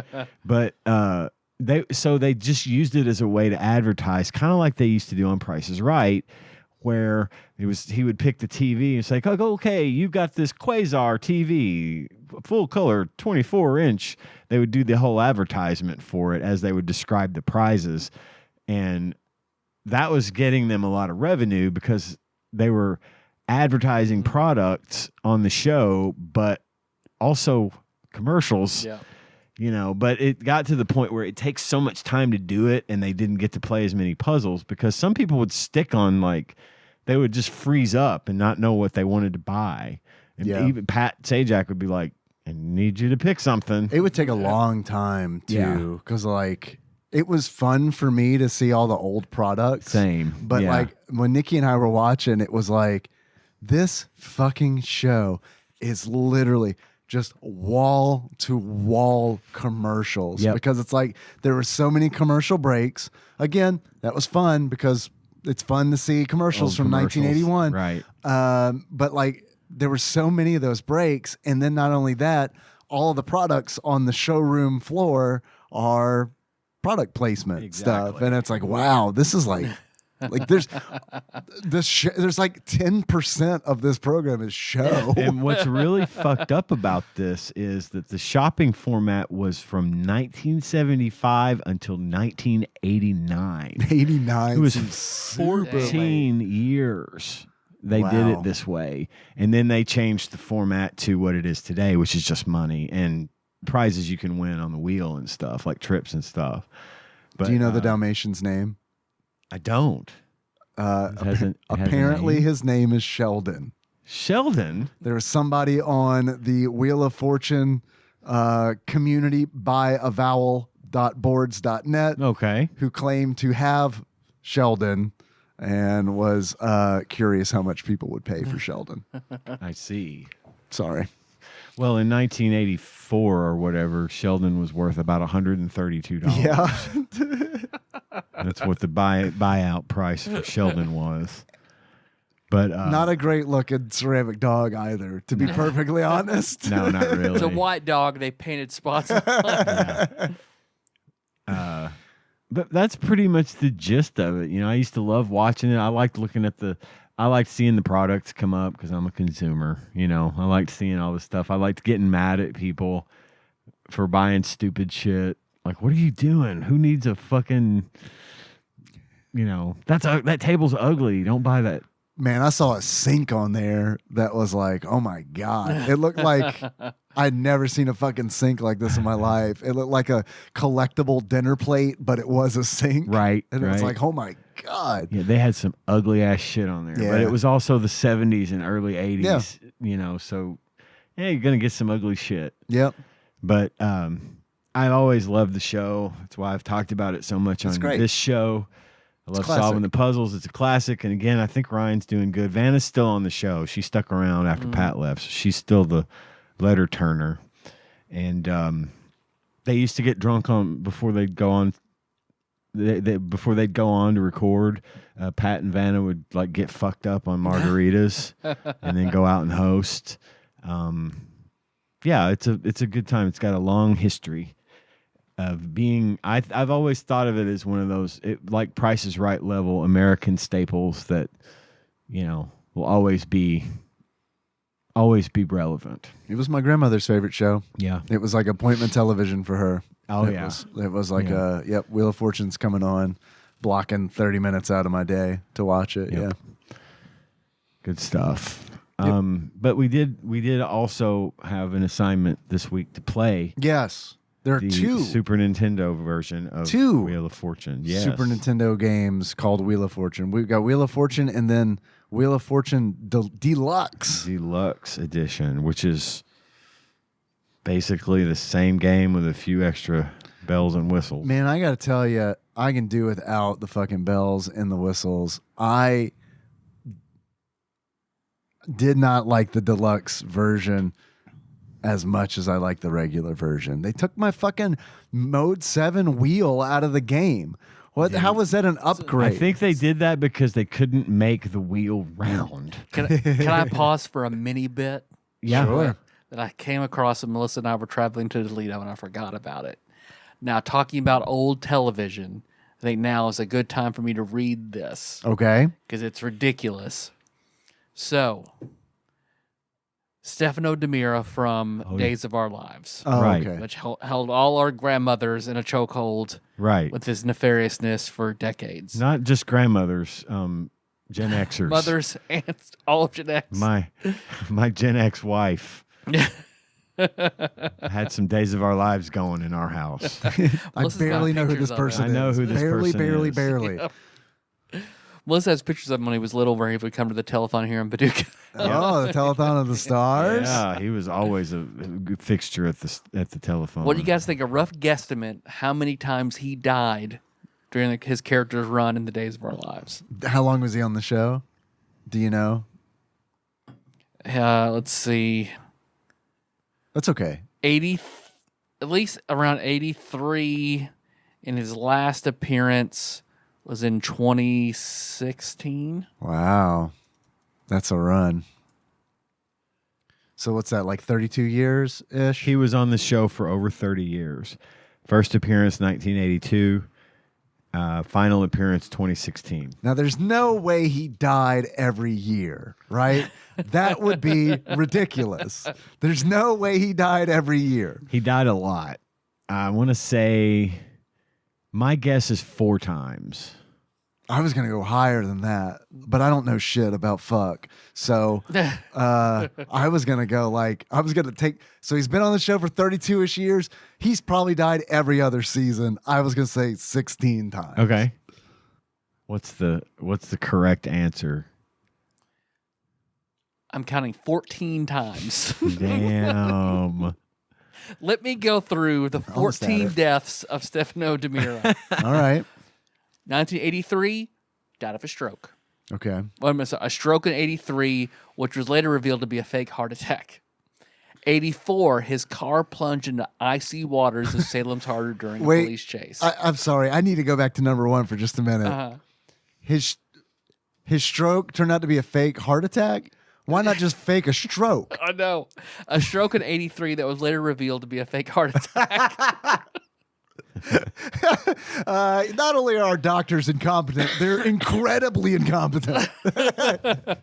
Ma'am, your husband has died of a I guess it's a stroke, I guess. We'll call it stroke. So this is Salem, for Christ's sake. He did have It's a not like we 3-year have a streak major of hospital dying here. every year in a row. He died in 83, 84, and 85. So 83, stroke, heart attack. Okay. 84, car plunged into icy waters. Okay. 85, Marlena shot him as he fell from a catwalk. I remember that one. He also had a brain tumor at the time. Yes. I absolutely remember that. Then straight run until 91, and he died in a fire and cave collapse. So, I remember the That fire when and cave Sylvester collapse. Stallone shoved his body into the stalactite. 94, his car erupted into a fireball after it was shot by John. Dude needs to stay out of cars. So double death in 94. So car explosion, and 94 he drowned. What's his name again? Stefano DiMera. If Stefano died by water, and Stefano died by fire. And Stefano died by stroke, fake heart attack, and Stefano died by drowning. Stefano versus Stefano. Let's see, 96, plane explosion. Also in 96, he was blown up and buried under a collapsing tunnel during a confrontation with Rachel Blake. I remember that one, actually, the collapsed tunnel. Let's see, in 2002, Andre DiMera, posing as Tony, claimed his uncle had died. So supposedly he was alive again and killed off screen in a car crash in Monte Carlo in 2002. 2004, when Marlena and a presumed dead Salem stalker victims found a blackened, unrecognizable corpse. I remember the Salem Stalker. Oh my God. I watched this show That too was much. another death of Stefano. He was the charred black corpse. 2007, he faked a death again as set up by the Salem PD. Stephen Patch Johnson appears to stab Stefano to death, but he was drugged and they had a fake funeral to lure someone out of hiding. 2012. That man was Tom Sawyer. Let's see. 2012, he died from a shot from behind, and then Hell it yeah, was back all shots. who killed him. Let's see. In August 21st, revealed that Stefano was not killed, and he used an imposter named Paolo.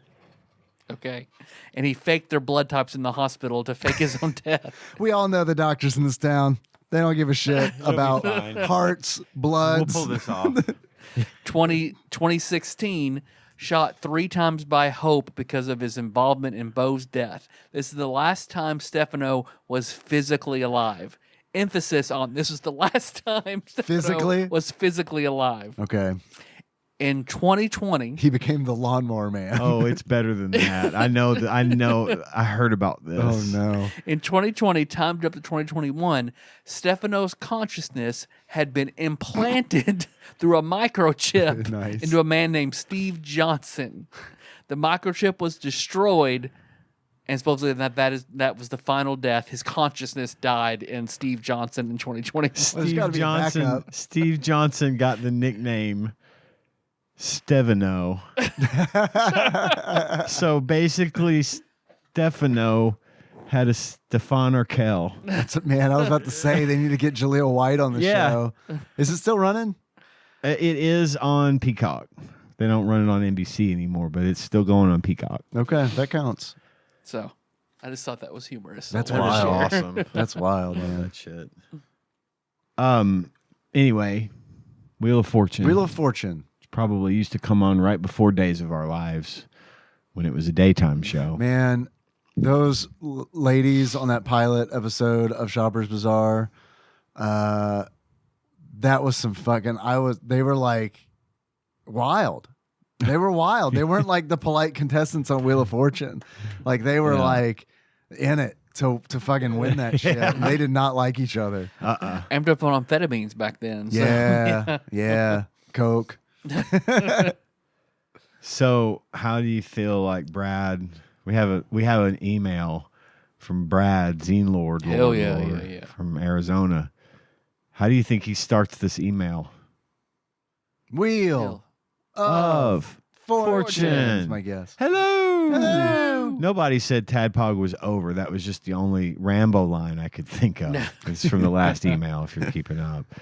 I was never into Wheel of Fortune. Well, then I'm not reading your fucking email. Anyway, let's move on to the moving game on. talk. All right. I was Game never tech into is Wheel where of they go. Fortune.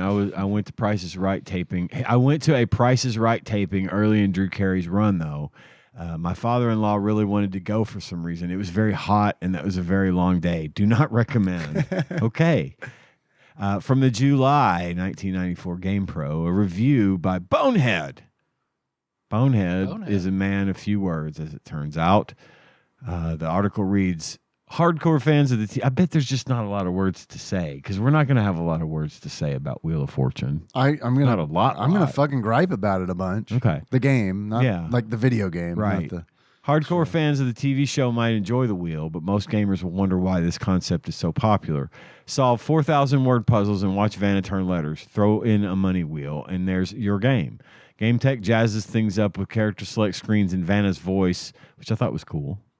Yeah, Vanna's actual voice is on the game. in the deluxe edition. Yeah. because like you can tell they fucking paid someone some money, because at the credits, the opening credits of the game, they're all fucking normal. They look exactly like they do in the regular version, and then there's a giant low res PNG at Vanna White that just pops up. Like with her signature Yep, on the bottom. presumably her signature. Yeah, right.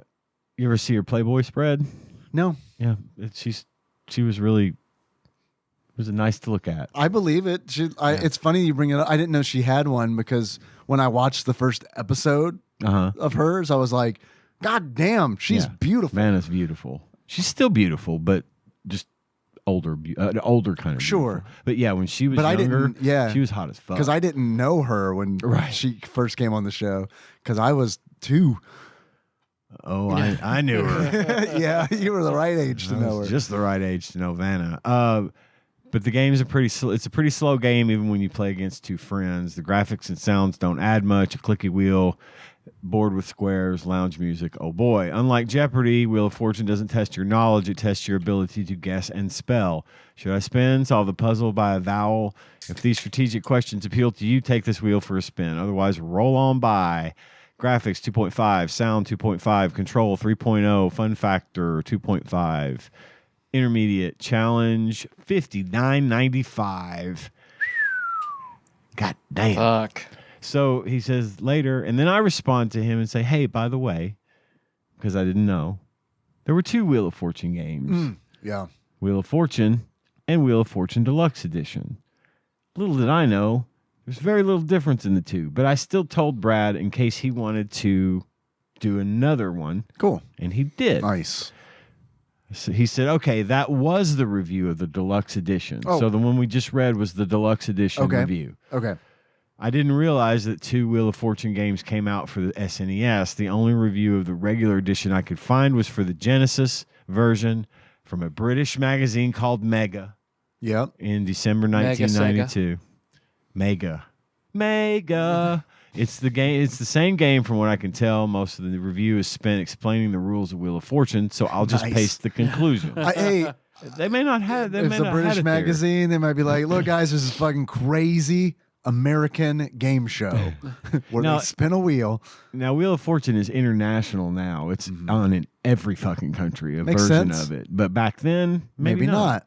So it makes sense that they would explain the rules. A truly dire game is the headline. Wow. A truly, in bold letters, Wow. a truly dire game. Yeah. They ended up by saying losers are killed at the end of the show.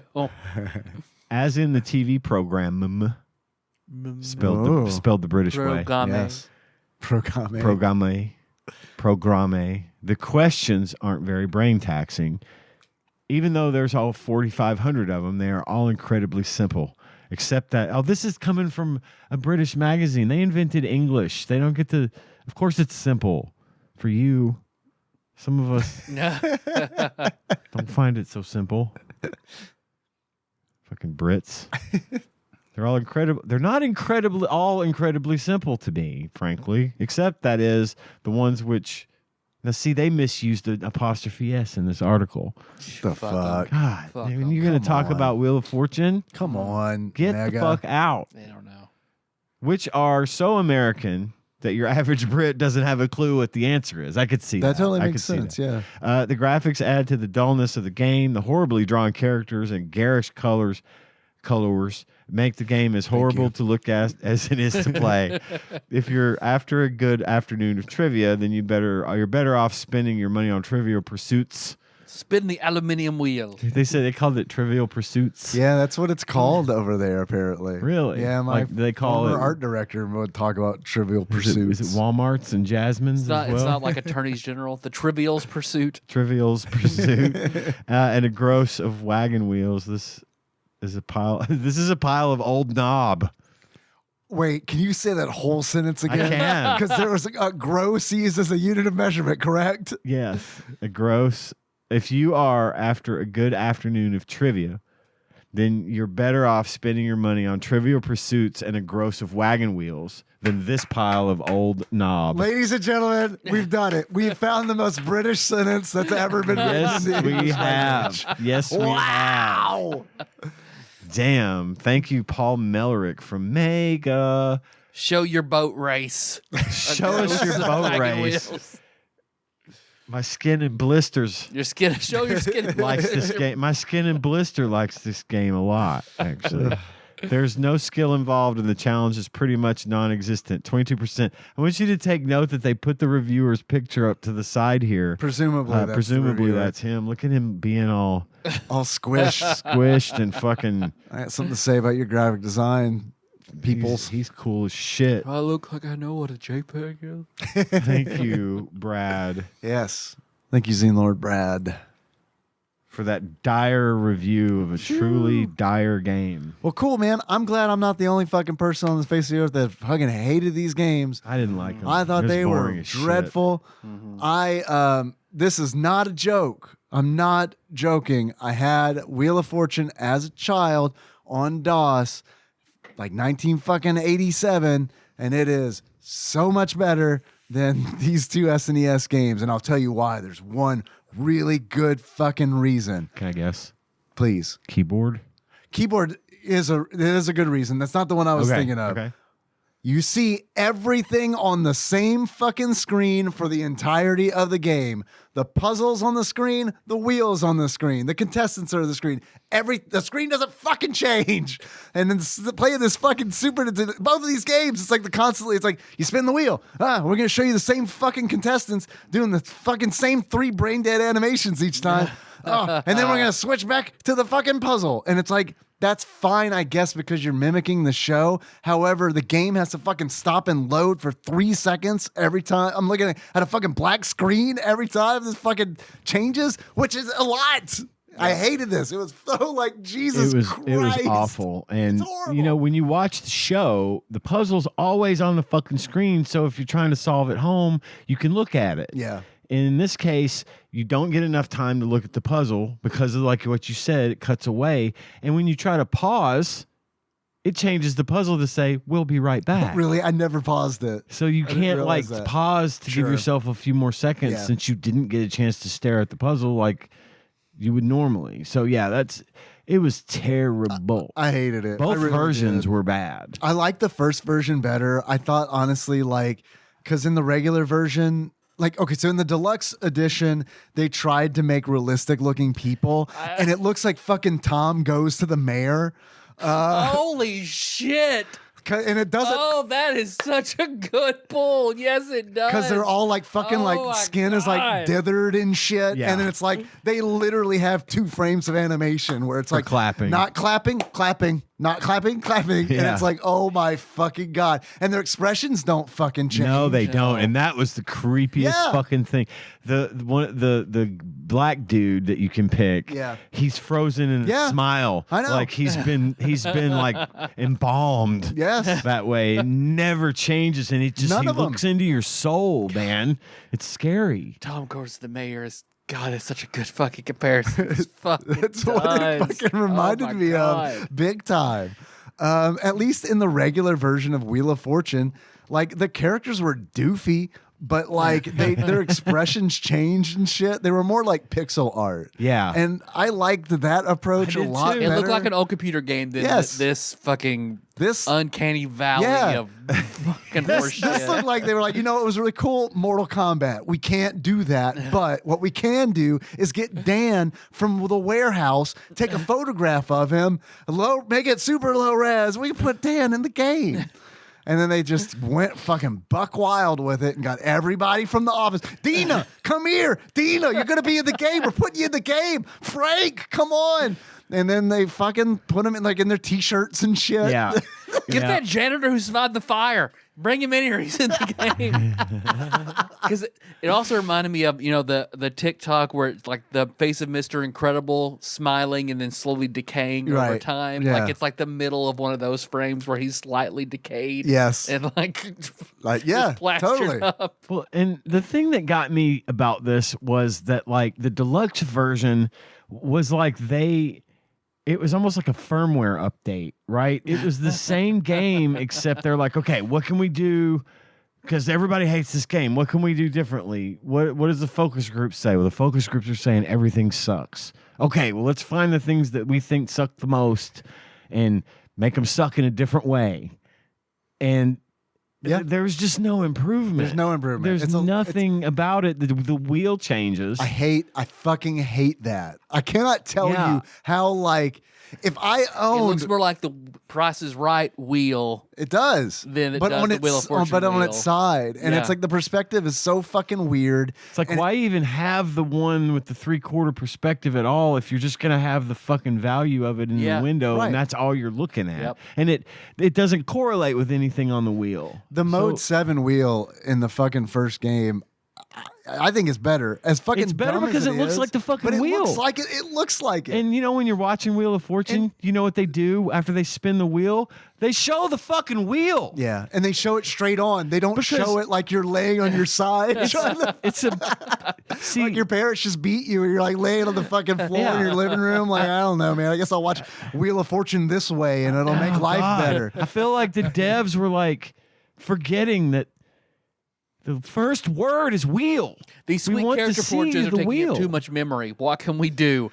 Let's cut more of the wheel for the fucked up art. I think there might be some truth to that. Because not only that, but like Ian, you mentioned earlier that like the Vanna White voice is really good. It is good. It's super clear. It's some of the best Super Nintendo voicing of somebody I've heard. It's super and it took clear. up a lot of room. It did. And I think you're right. I think when they changed that and they got Vanna's actual voice for the game, they had to fucking nerf the wheel.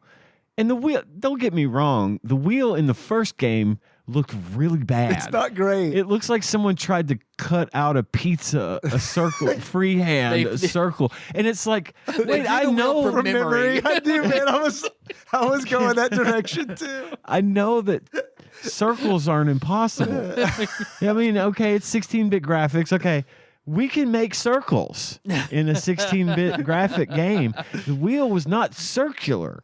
It was I don't know how to explain it. It looked like someone folded a donut in half, bit the center out so that it was just off kilter a little bit, and then nibbled around the edge, and that was the wheel. It's like that Bill O'Reilly. Fucking ruin it live. Fuck it, I'll just freehand it in paint. It's fine. Circles. They man, have circles in paint. They needed to literally make circles. They needed to lean into the bad. Like, I feel like that would have honestly made it better if they were just like, you know what, that first Wheel of Fortune game, pretty bad. Let's just like make a really, really, really bad one. Let's go make out a of our way. square wheel. Yeah, let's go out of our way to make the worst possible. The wheel is square. It's all Pat Sajak, no Vanna White. So, Pentagon of Fortune. Yeah, there was just nothing good about this game. I've got one good thing to except for the say. Vanna voice. I liked that. but- About the original is you could play multiple people could play the game with one controller. Yes, you hand it off. I thought that's nice. That's a good, like, a lot of old people are probably buying this game. They're probably going to appreciate that because they don't play a lot of Super Nintendo games. They probably got one controller. Right. You know what I mean? That So is it's a good idea. So it's like, okay, I feel like that's a good That's a good thing. However, the menus are super fucking confusing. Yeah. I hope I'm not the only one who like I had to reset the game because like the game is like, how many people will be playing? One. Okay. And then it just fucking starts the game and you're playing by yourself. There are no contestants. And it's like, what the fuck, man? Ask me how many contestants are going to be. Not That's got to be a level in the back rooms where it's just you. Good news is you're definitely going to win.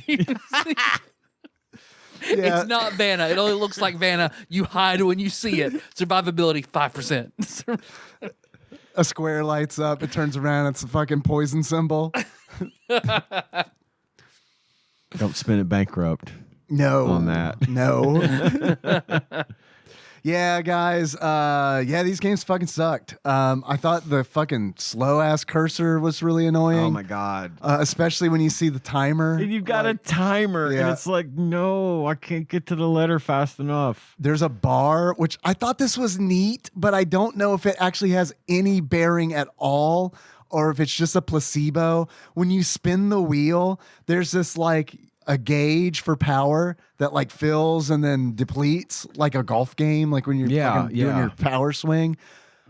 I have no idea if that actually has any bearing on how like the wheel gets spun. It's I like bet it doesn't. It's the elevator close button. It's there to make you feel better. Like, no, spin it real hard. It's real good. Yeah, or the crosswalk shit. Because like I always, fucking go for big swings. Of course, I want to get max power on all of them.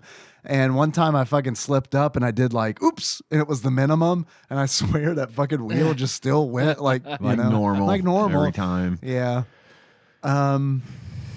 I hated it when the fucking screens would change. And I had to sit there and be like, all right, there's fucking 3 seconds of a black screen. Okay. There's the contestants again. They're clapping. With absolutely no reason to show them. Like, as their own. Again, they needed to be in a little window down below. Yeah, absolutely. They do it like they do on the fucking show, where they have like half the bottom half of the screen is the contestants and the puzzles at the top. I just fucking. It would have been nice to have had like a view of the puzzle the whole time. Yes. Also, the computer controlled contestants in this game are very bad. They're so bad. They're so dumb. I can't solve the puzzle. There was one where they solved the puzzle, and the answer was, the clue was thing. The answer they gave, Younge Republicans. YOUNJ Republicans. Oh my God. And it's like, it really adds to the sense of challenge, doesn't it? It does. Not only that, but it fucking spotlights like why. That's my representative. Younge Republican. Senator Ralph Younge. I don't understand. Have you voted for him? Have you seen him? He's huge. He's huge. He's in the Epstein files. Well, who isn't? But I thought it was really interesting where it's like, why design the fucking AI of these contestants to like showcase a disassociation with the game and in the game show? Like no one ever in Wheel of Fortune is like, it's impossible to be like, there's a J there. You know what I mean? No, that's not a G, that's a J. If you think there's a J there, you didn't get on the show to begin with. Right. You didn't pass the test. I'm sorry, did you say huge Republicans? The deluxe edition gives you the option to use 2 controllers if you would like to. Yeah. So that's nice. I guess they add the speed round in the speed deluxe. round is not in the original. Which is, again, the speed round is not a good thing to have when your controls are fucking hard to use and the timer's going. And then they show the same PNG of the showroom at the end of Deluxe as they do in Wheel of Fortune. With the like Oldsmobile cars and shit sitting or just there. when you win, you won a car.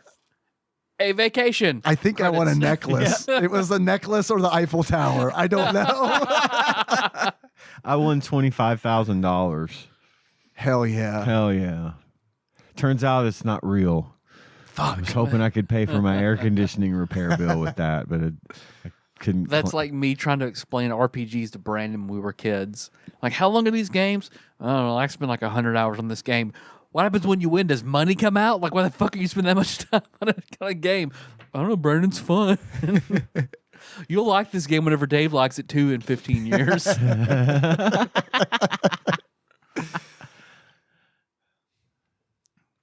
Wheel of Fortune. Wheel of Fortune. Don't do it. I don't recommend. It's probably the worst. We've played all the game show games have been pretty okay. We've only really done Jeopardy and Family Feud. There aren't very many game show video games on the SNES, but I thought Jeopardy was fine. I thought Family Feud was kind of funny. Yeah. But I thought it was better than Wheel of Fortune. I honestly think this is the worst They fucked game up. show video game that I've played on They the fucked system. up Wheel of Fortune. You guys got any achievements? Yeah, I have some. Please do be sharing. It'll cost you $100 per achievement. I could almost buy 2 Switch 2 games with And that. I have 8. Hell yeah. My first achievement is these aren't very good. My first achievement, so $50 per. Discount. We're having a closeout 50% sale. off. Everything must go. We're passing all the savings to you. My first achievement is we have some nice parting gifts for you. And to get that, finish the game with $0. Okay. My next achievement is Vanna Wright. And to get Vanna Wright, admire Vanna as she walks across the puzzle board to the right. She's faster than actual Vanna. well, in Deluxe, Vanna she White is speeds faster, up, which yeah. I did like that. Yeah. My next achievement is Pet Sajak. And to get Pet Sajak, you research Ceramic Dalmatian Wheel of Fortune. My next achievement is... That's good. I like that a lot. My next achievement is Ren Sicrist. And to get Ren Sicrist, win the game without buying any vowels. Thank you. Nice. My next achievement is Naggers. Yes, classic. To get Naggers, get the bonus round puzzle wrong. My next achievement is Hall of Fame. Name your 3 characters, Chuck, Pat, and Ryan. Nice. And my final achievement is Pit Fighter. To get Pit Fighter, you pick the guy that looks like Buzz from Pit Fighter as your player in Deluxe Edition and name him Buzz. Nice. I thought there was a hidden forklift in the game that I missed. Those look like Pit Pal, Fighter. the forklift for $2,000. Yeah, the Deluxe Edition avatars look like Pit Fighter You're right. characters. They do. Like audience members. No forklift of cash, unfortunately. Those were good. You said those are not so good. Those are We'll great. do a Wheel of Fortune. Get out here. Yeah, Susan's doing it. My first achievement is Panic Mode. In order to unlock Panic Mode, you accidentally type the wrong letter when you're trying to solve a puzzle, and then fucking panic because you run out of time, and you're like, can I backspace? I don't know. Do I have to go all the way around to the letter? God, it's so bad. It's so bad. My next achievement is the nighttime is the right time. In order to unlock the nighttime is the right time, you play Wheel of Fortune DX right before prime time. My next achievement is Big Wheel Keep On Toinin'. In order to unlock Big Wheel Keep On Toinin', you fill in all letters before solving the puzzle. I unlocked that one just because I thought it was fun to do. It's like, fuck, I'll buy the vowels. But I know the answer to this shit. But the fucking contestants are so dumb. Even if I fucking get a bankrupt on this motherfucker, they're not going to get it right. Yep. I've got my last achievement is Don't Reinvent the Wheel. In order to unlock Don't Reinvent the Wheel, you play Wheel of Fortune made by Game Tech, and you call them and you say, please don't make another version of this game. It's fucking bad enough as it is. You don't really need to make a worse version of this game. There's a Sega Saturn version we could check out. Hell yes. Hell yes. Who made that one? Game Tech? Let me see. I just remember seeing it whenever I was doing. I wanted to see what happens for all the. What are all the prizes? So I watched a bunch of footage. There are so many goddamn fucking Wheel of Fortune games. It is ridiculous. Like when I looked on Moby Games, homie, it was like I'm on page 1 of 17. Granted, all of these games are not Wheel of Fortune games that they're showing me on this first page, but the ones that I see, like some of these are Star Wars games, so maybe there aren't as many Wheel of Fortune games. Why don't you reskin Wheel of Fortune? Why not have fucking Star Wars Wheel of Fortune? Go the Monopoly route. Yeah. Where it's like, it's Wheel of Fortune on fucking Tatooine. Yeah, that's actually a good idea. Oh, it was canceled. Oh, the Sega It started Saturn. production, but then was canceled. They were like, should we? I've got I've got the footage from Sega CD. Oh, it was Sega CD. I'm sorry. Sega CD. Damn, that looks good. That's the actually. box? Yep. Yeah. All right. Yeah, I'm going to pull this up. But for real, this is not a joke. The fucking 1987 DOS version, very good. Do recommend. Okay. Yeah. Yeah, see, the Sega CD version looks decent. I mean, there's like a lot of... It's like got the real opening to the show at the time. All the little animations and stuff. So yeah, the Super Nintendo version was shit. But look, Diana's actually walking across the stage here just like she does. Whoa. Hell yeah. Tyler, you got any achievements? I've got 2. My first one being, I'll fucking do it again. Because there's a character in the first one who looks like that fucking picture of Goofy Gooby? going, I'll fucking do it again. Yep. Because he's cockeyed and Yep. shit. Yep. So play as that dude. And the other one, Mini Faces. And you unlock Mini Faces by playing the character in the second one whose face looks like a fucking rectangle that's narrow at the top and wider at the base, and his nose is all squished down. Hell yeah. Hell yeah. Well, how much do you think this game is? If you were to buy it, we can do both. Like Grim sent me both, so let's do both. Okay. We can all play. Well, this is a Super NES game, right? Super NES game. Is it not in there? Well, yeah. Oh, I'm sorry. I was confused what you were asking. How much is it worth, yeah. right? How much would you pay for it on average? How much according is to it price worth and how show much you that pay for it? Different question. Totally different question. Yeah. I'd say is it's fucking cheap probably as going to shit. be. It's going to be like $5. This is cheap as shit. Like $5 or $6. Yeah, I'm going to say $5. $4.99. I'll go Yeah, 6. I'll go 6. All right. Well, let's see. Wheel of Fortune regular edition for the Super Nintendo. Oh, is it great? On average, according to PriceCharting.com, the time of this recording is zoom in, pinch, zoom. $3.99. That is a cheap ass Super Nintendo game. And what's great is if you look at the little graph, it's cheaper than that in 2011. Good Lord. How much do you think? How much more or less do you think Deluxe Edition is? I mean, it can't be. Honestly, it might be worth more think because it is. people were probably like, I'm not buying that shit because they fucking tanked the first one. So it may be a lot more uncommon. So maybe let's go. I'm going to go high on this. I'm going to say $35. All right. That's a big. It's a gamble. And if you're a big Wheel of Fortune collector, this is the more valuable proposition, right? Right. Because it's got Vanna in it. The other one doesn't. Now, it stands to reason, though, by my logic, by the reverse of my logic, that it wouldn't have been. Maybe the people didn't buy the first one, and this was the version that they bought. Maybe.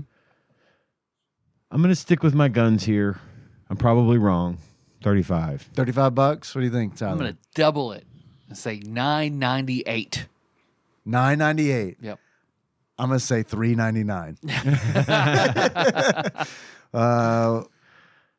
Wheel of Fortune Deluxe Edition, loose on average for the Super Nintendo, according to price charting at the time of this recording, is pinch zoom $5.56. Okay. I was way off.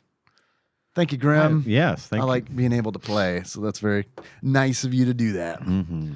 What do you guys think Flopsy has to say about these games? This is going to be low. I think it's going to be like 1.5 stars. Homie, I think you might fucking have got it. And the half being Vanna's voice. Yeah. Otherwise, 1 star. On either version, really. I think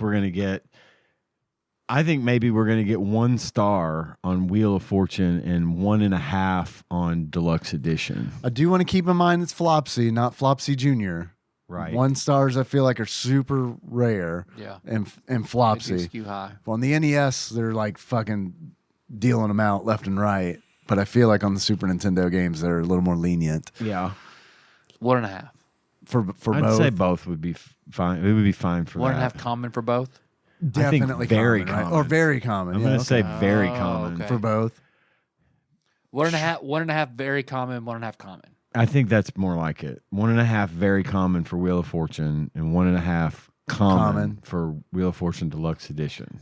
I bet they give. You think they're going to give Deluxe 2 stars?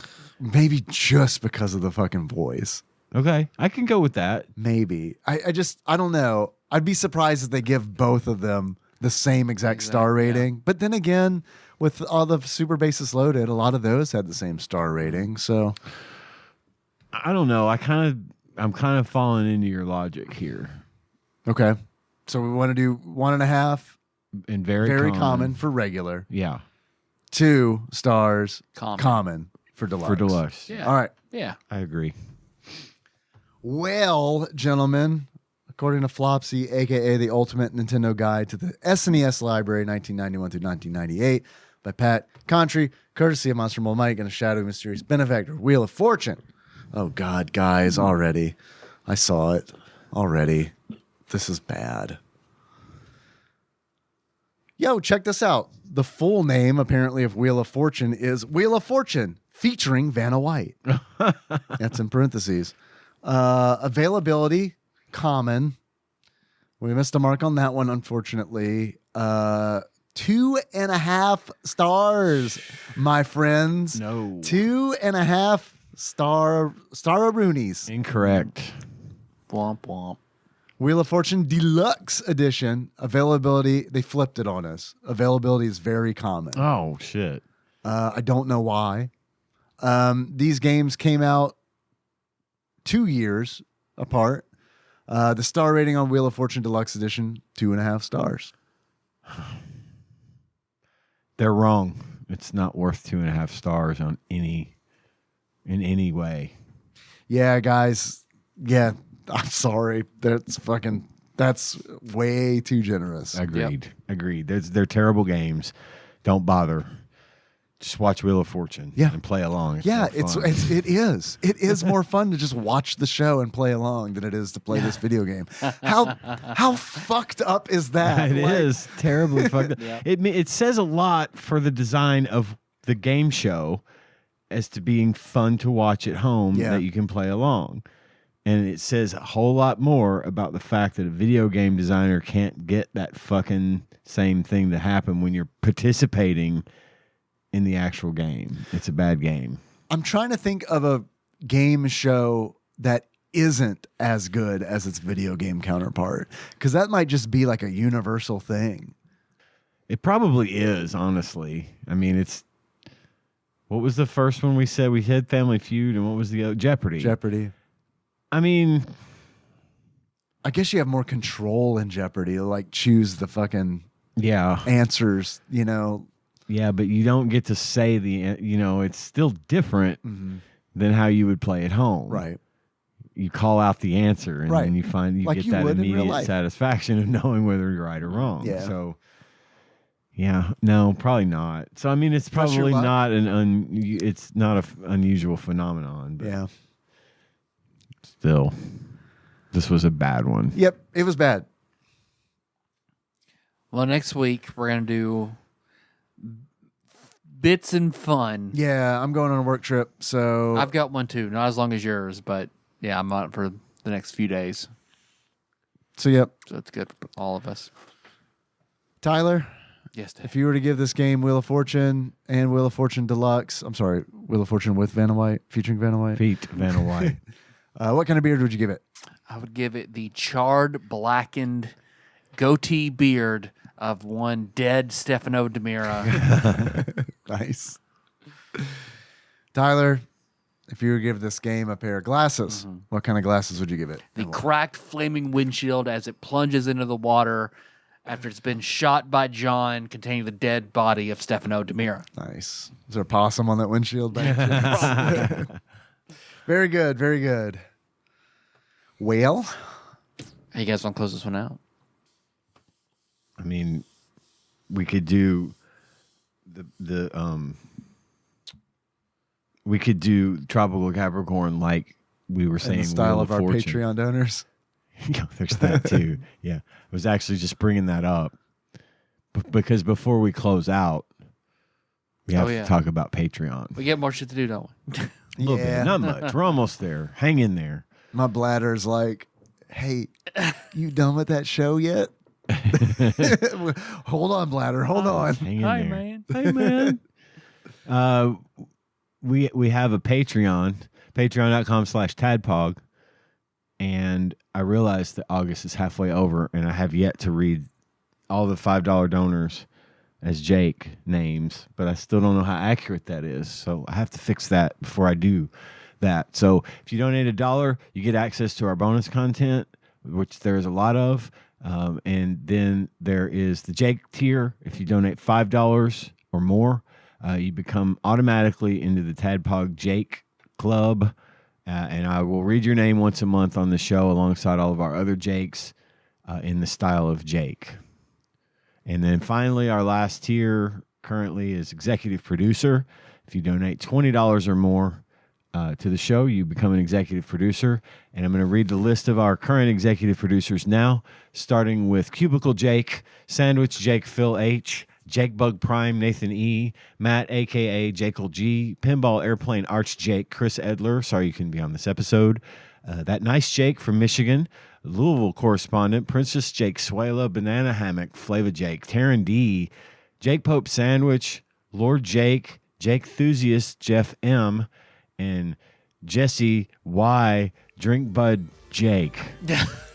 Drink Jake Dry. Hell yeah. Yeah, hell yeah. Drink Jake Dry. Hell yeah. That's a good one. That is a good one right there. Holy shit. Just made that up on the fly. Thank you all for your donations. Yes, thank y'all very much. It's very, very nice of you to give us money. Now, how are we going to close it out? In the style of Wheel of Fortune, like Our best Vanna White during the show. Well, that would be awful quiet. the sound of letters turning ding to spell out Tropical Capricorn. Like Wheel of Fortune announcer style? This sounds good to me. Let's do it. Okay. So until next time. Tropical Capricorn. Oh, I didn't understand the assignment. Sorry.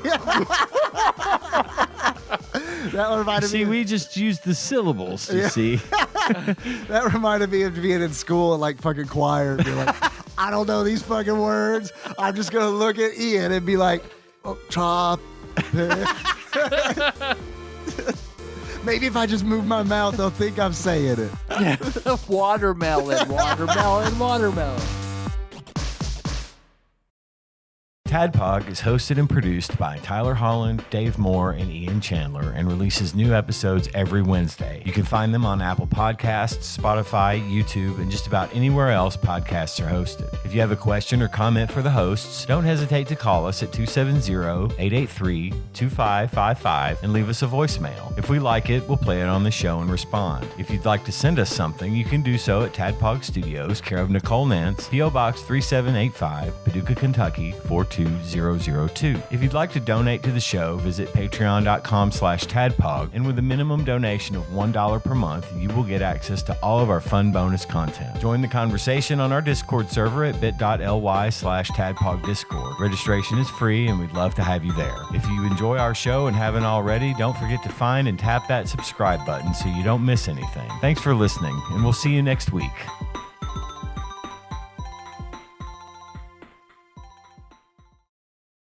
Do you guys have any experience with? I know Tyler, you probably don't, but Ian, maybe you do.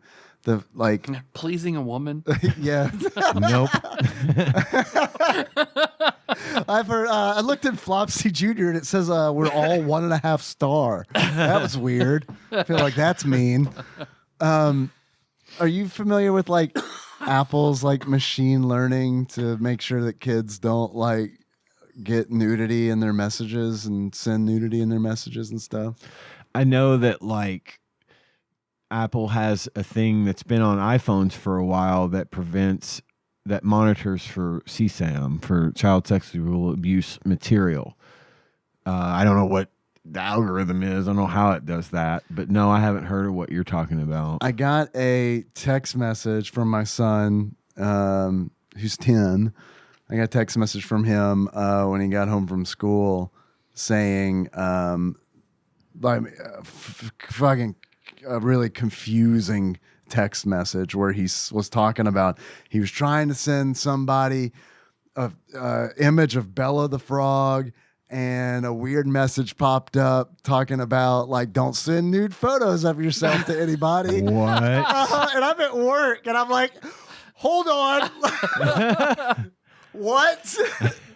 Oh my God. Yeah, I'll show you the he tried to send a classmate a photograph of a frog from the Magic School Bus and it flagged it as nudity. Okay. And I said Apple intelligence. I was like, I cannot tell you how. I was like, okay, send me the photo. And he's like, Dad, I can't. I was like, So what he did was he fucking like did screen recording. Yeah. And then like showed him trying to send it. And yeah, it's a fucking photograph of a frog I was like, It's got a pink head. I think I figured out what was throwing off the machine because I told Nikki, like, this was a fun conversation because after we talked to him, where it's like, because he was freaking out. Right. Like, he was like, did Am I do something trouble? wrong? Am I in Yeah. trouble? And I was like, Yes, no. son, the police are coming to your school right now. I said, no, you're not in trouble. I said, but let me see the conversation you were having with your friend just to like, Yeah. scope it out. I said, do you mind? He's like, no, go ahead. And I did. And I looked and I was like, well, no, obviously you didn't do anything wrong. And I'm looking at his friend sent him a photo and we're in 5th grade. And this is like, and she's like, she's a girl. Uh-huh. And when I saw the photo, I was like, yuck. Cause this is like, she sent him like sent him a cute photo with like her tongue out. Right. And it's like, ugh. It was very much like, all right, she probably likes you, bud. It does seem that way, doesn't it? And I was like, so like, was the context? Maybe it started assuming Right. that Was the that context conversation something? was going in that direction. But her name is Bella. So he was like Bella the Frog from Magic School Bus. Takes after his dad, you see. Yeah. Oh, a girl's not showing interest in me. I'd say some fucking weird shit. Let's go ahead and shut this down before it becomes a problem. At least he didn't say. At least he didn't say like Bella from Twilight. He doesn't know what that is. I know, but that would have been worse than Bella the Frog. Afterwards, after I had conversation with Henry about, no, you're not in trouble. This just seems like fucking weird shit's going on. Also, this seems like a good opportunity to tell you, not to send nude photos to people, right? He's like, yes. I was like, okay, we're good. You Yeah. can go play Fortnite now. And then Nikki and I got to play a fun game called Why Did Apple's AI Think This Frog Was a Nude Photo? It knew that he was about to whiff it on this with this girl. he was Gonna bail him out. The machine was helping him. I'm not gonna let him send her this picture. He's gonna blow it with Bella. It's like that the cringe hedgehog on TikTok who there's about a cringe moment about to happen, and then it comes out in a old Japanese dub. Oh, I have saved you from the cringe. Apple AI, aka your wingman. This is bad podcasting. Obviously, our listeners can't see this It's photograph. a stinger. Nobody listens to this shit. But I want to show you guys. Nikki and I for 10 minutes, we played a fun game called like, Why Did This Flag AI? I think I figured it out. This is Bella the frog. This is the photograph that he sent. Okay. It's a frog. I told him, why don't you draw some pants on the frog? Haha. Then I was like, so Nikki's like, are these like, are the eyes like boobs? And I was like, no, I think that ear it recognized as a butthole, and that mouth it recognized as a vagina. It's very possible. I mean, but still, that's a stretch. Well, if you reference his father's name on the internet, frog pussy pops up a whole lot. Now, don't send pictures of your frog pussy to anybody. That reminds me, because Choco Chica, because they all have laptops now. They get school-sponsored laptops. Yeah. They all have, but they don't have. They can't have chat apps or anything. Right. So their workaround is pull up a Google Doc. You're right. And they all chat on the Google I've heard Doc. about this. Yeah. Not realizing, the school has access to all this shit. Right. So they're saying whatever they fuck they want on this Google sheet. And then Melissa gets an email of like, your daughter's conversation today. What happens after that? I think she did get in trouble for it once. Yeah. Like inappropriate conversation or some shit. Well, my big thing is like, because when Henry was asking if he was in trouble, I was like, you're not in trouble, but your mom and I might get a phone call from this girl because apparently another part of it is like it notifies parents. Oh, no. Yeah. So I was like, okay, so this is real important. When the message popped up and it said send anyway or don't send, which one did you press? Send anyway. Oh, fuck. We'll probably get a call because you're aura farming too hard, son. So you mean there's a situation where me or your mother might have to explain, no, it was a photograph of a frog. I swear we went through it. And it is funny because it's like the image in his scent, it's like it's got a caution fucking triangle on it. And you tap on the caution triangle and it's like image may contain nudity. And it's like, it's a fucking cartoon frog. God damn, that is crazy. I mean, frog's naked. So. Yeah, it's true. Just reminds me of the fucking Drew Carey crinkle frog caterpillar. Yeah. I remember we were doing a senior project in high school, and like this one girl that was friends with my girlfriend at the time, we were on the computer. She was like, where can I go for this one source for this senator? And I was like, whitehouse.com. Right. Yeah, she does that. Immediately porn pops up, Right. and she's like, oh my God, flips the fuck out, calls the teacher over. The teacher just like hits X and says, don't do that again. It's like, okay, good, thank you. We had a similar situation. That whitehouse.com is like such a fucking easy out. Yeah. Because it's like, I thought it was going to be the White House. Yeah. That's smart. It is. Smart.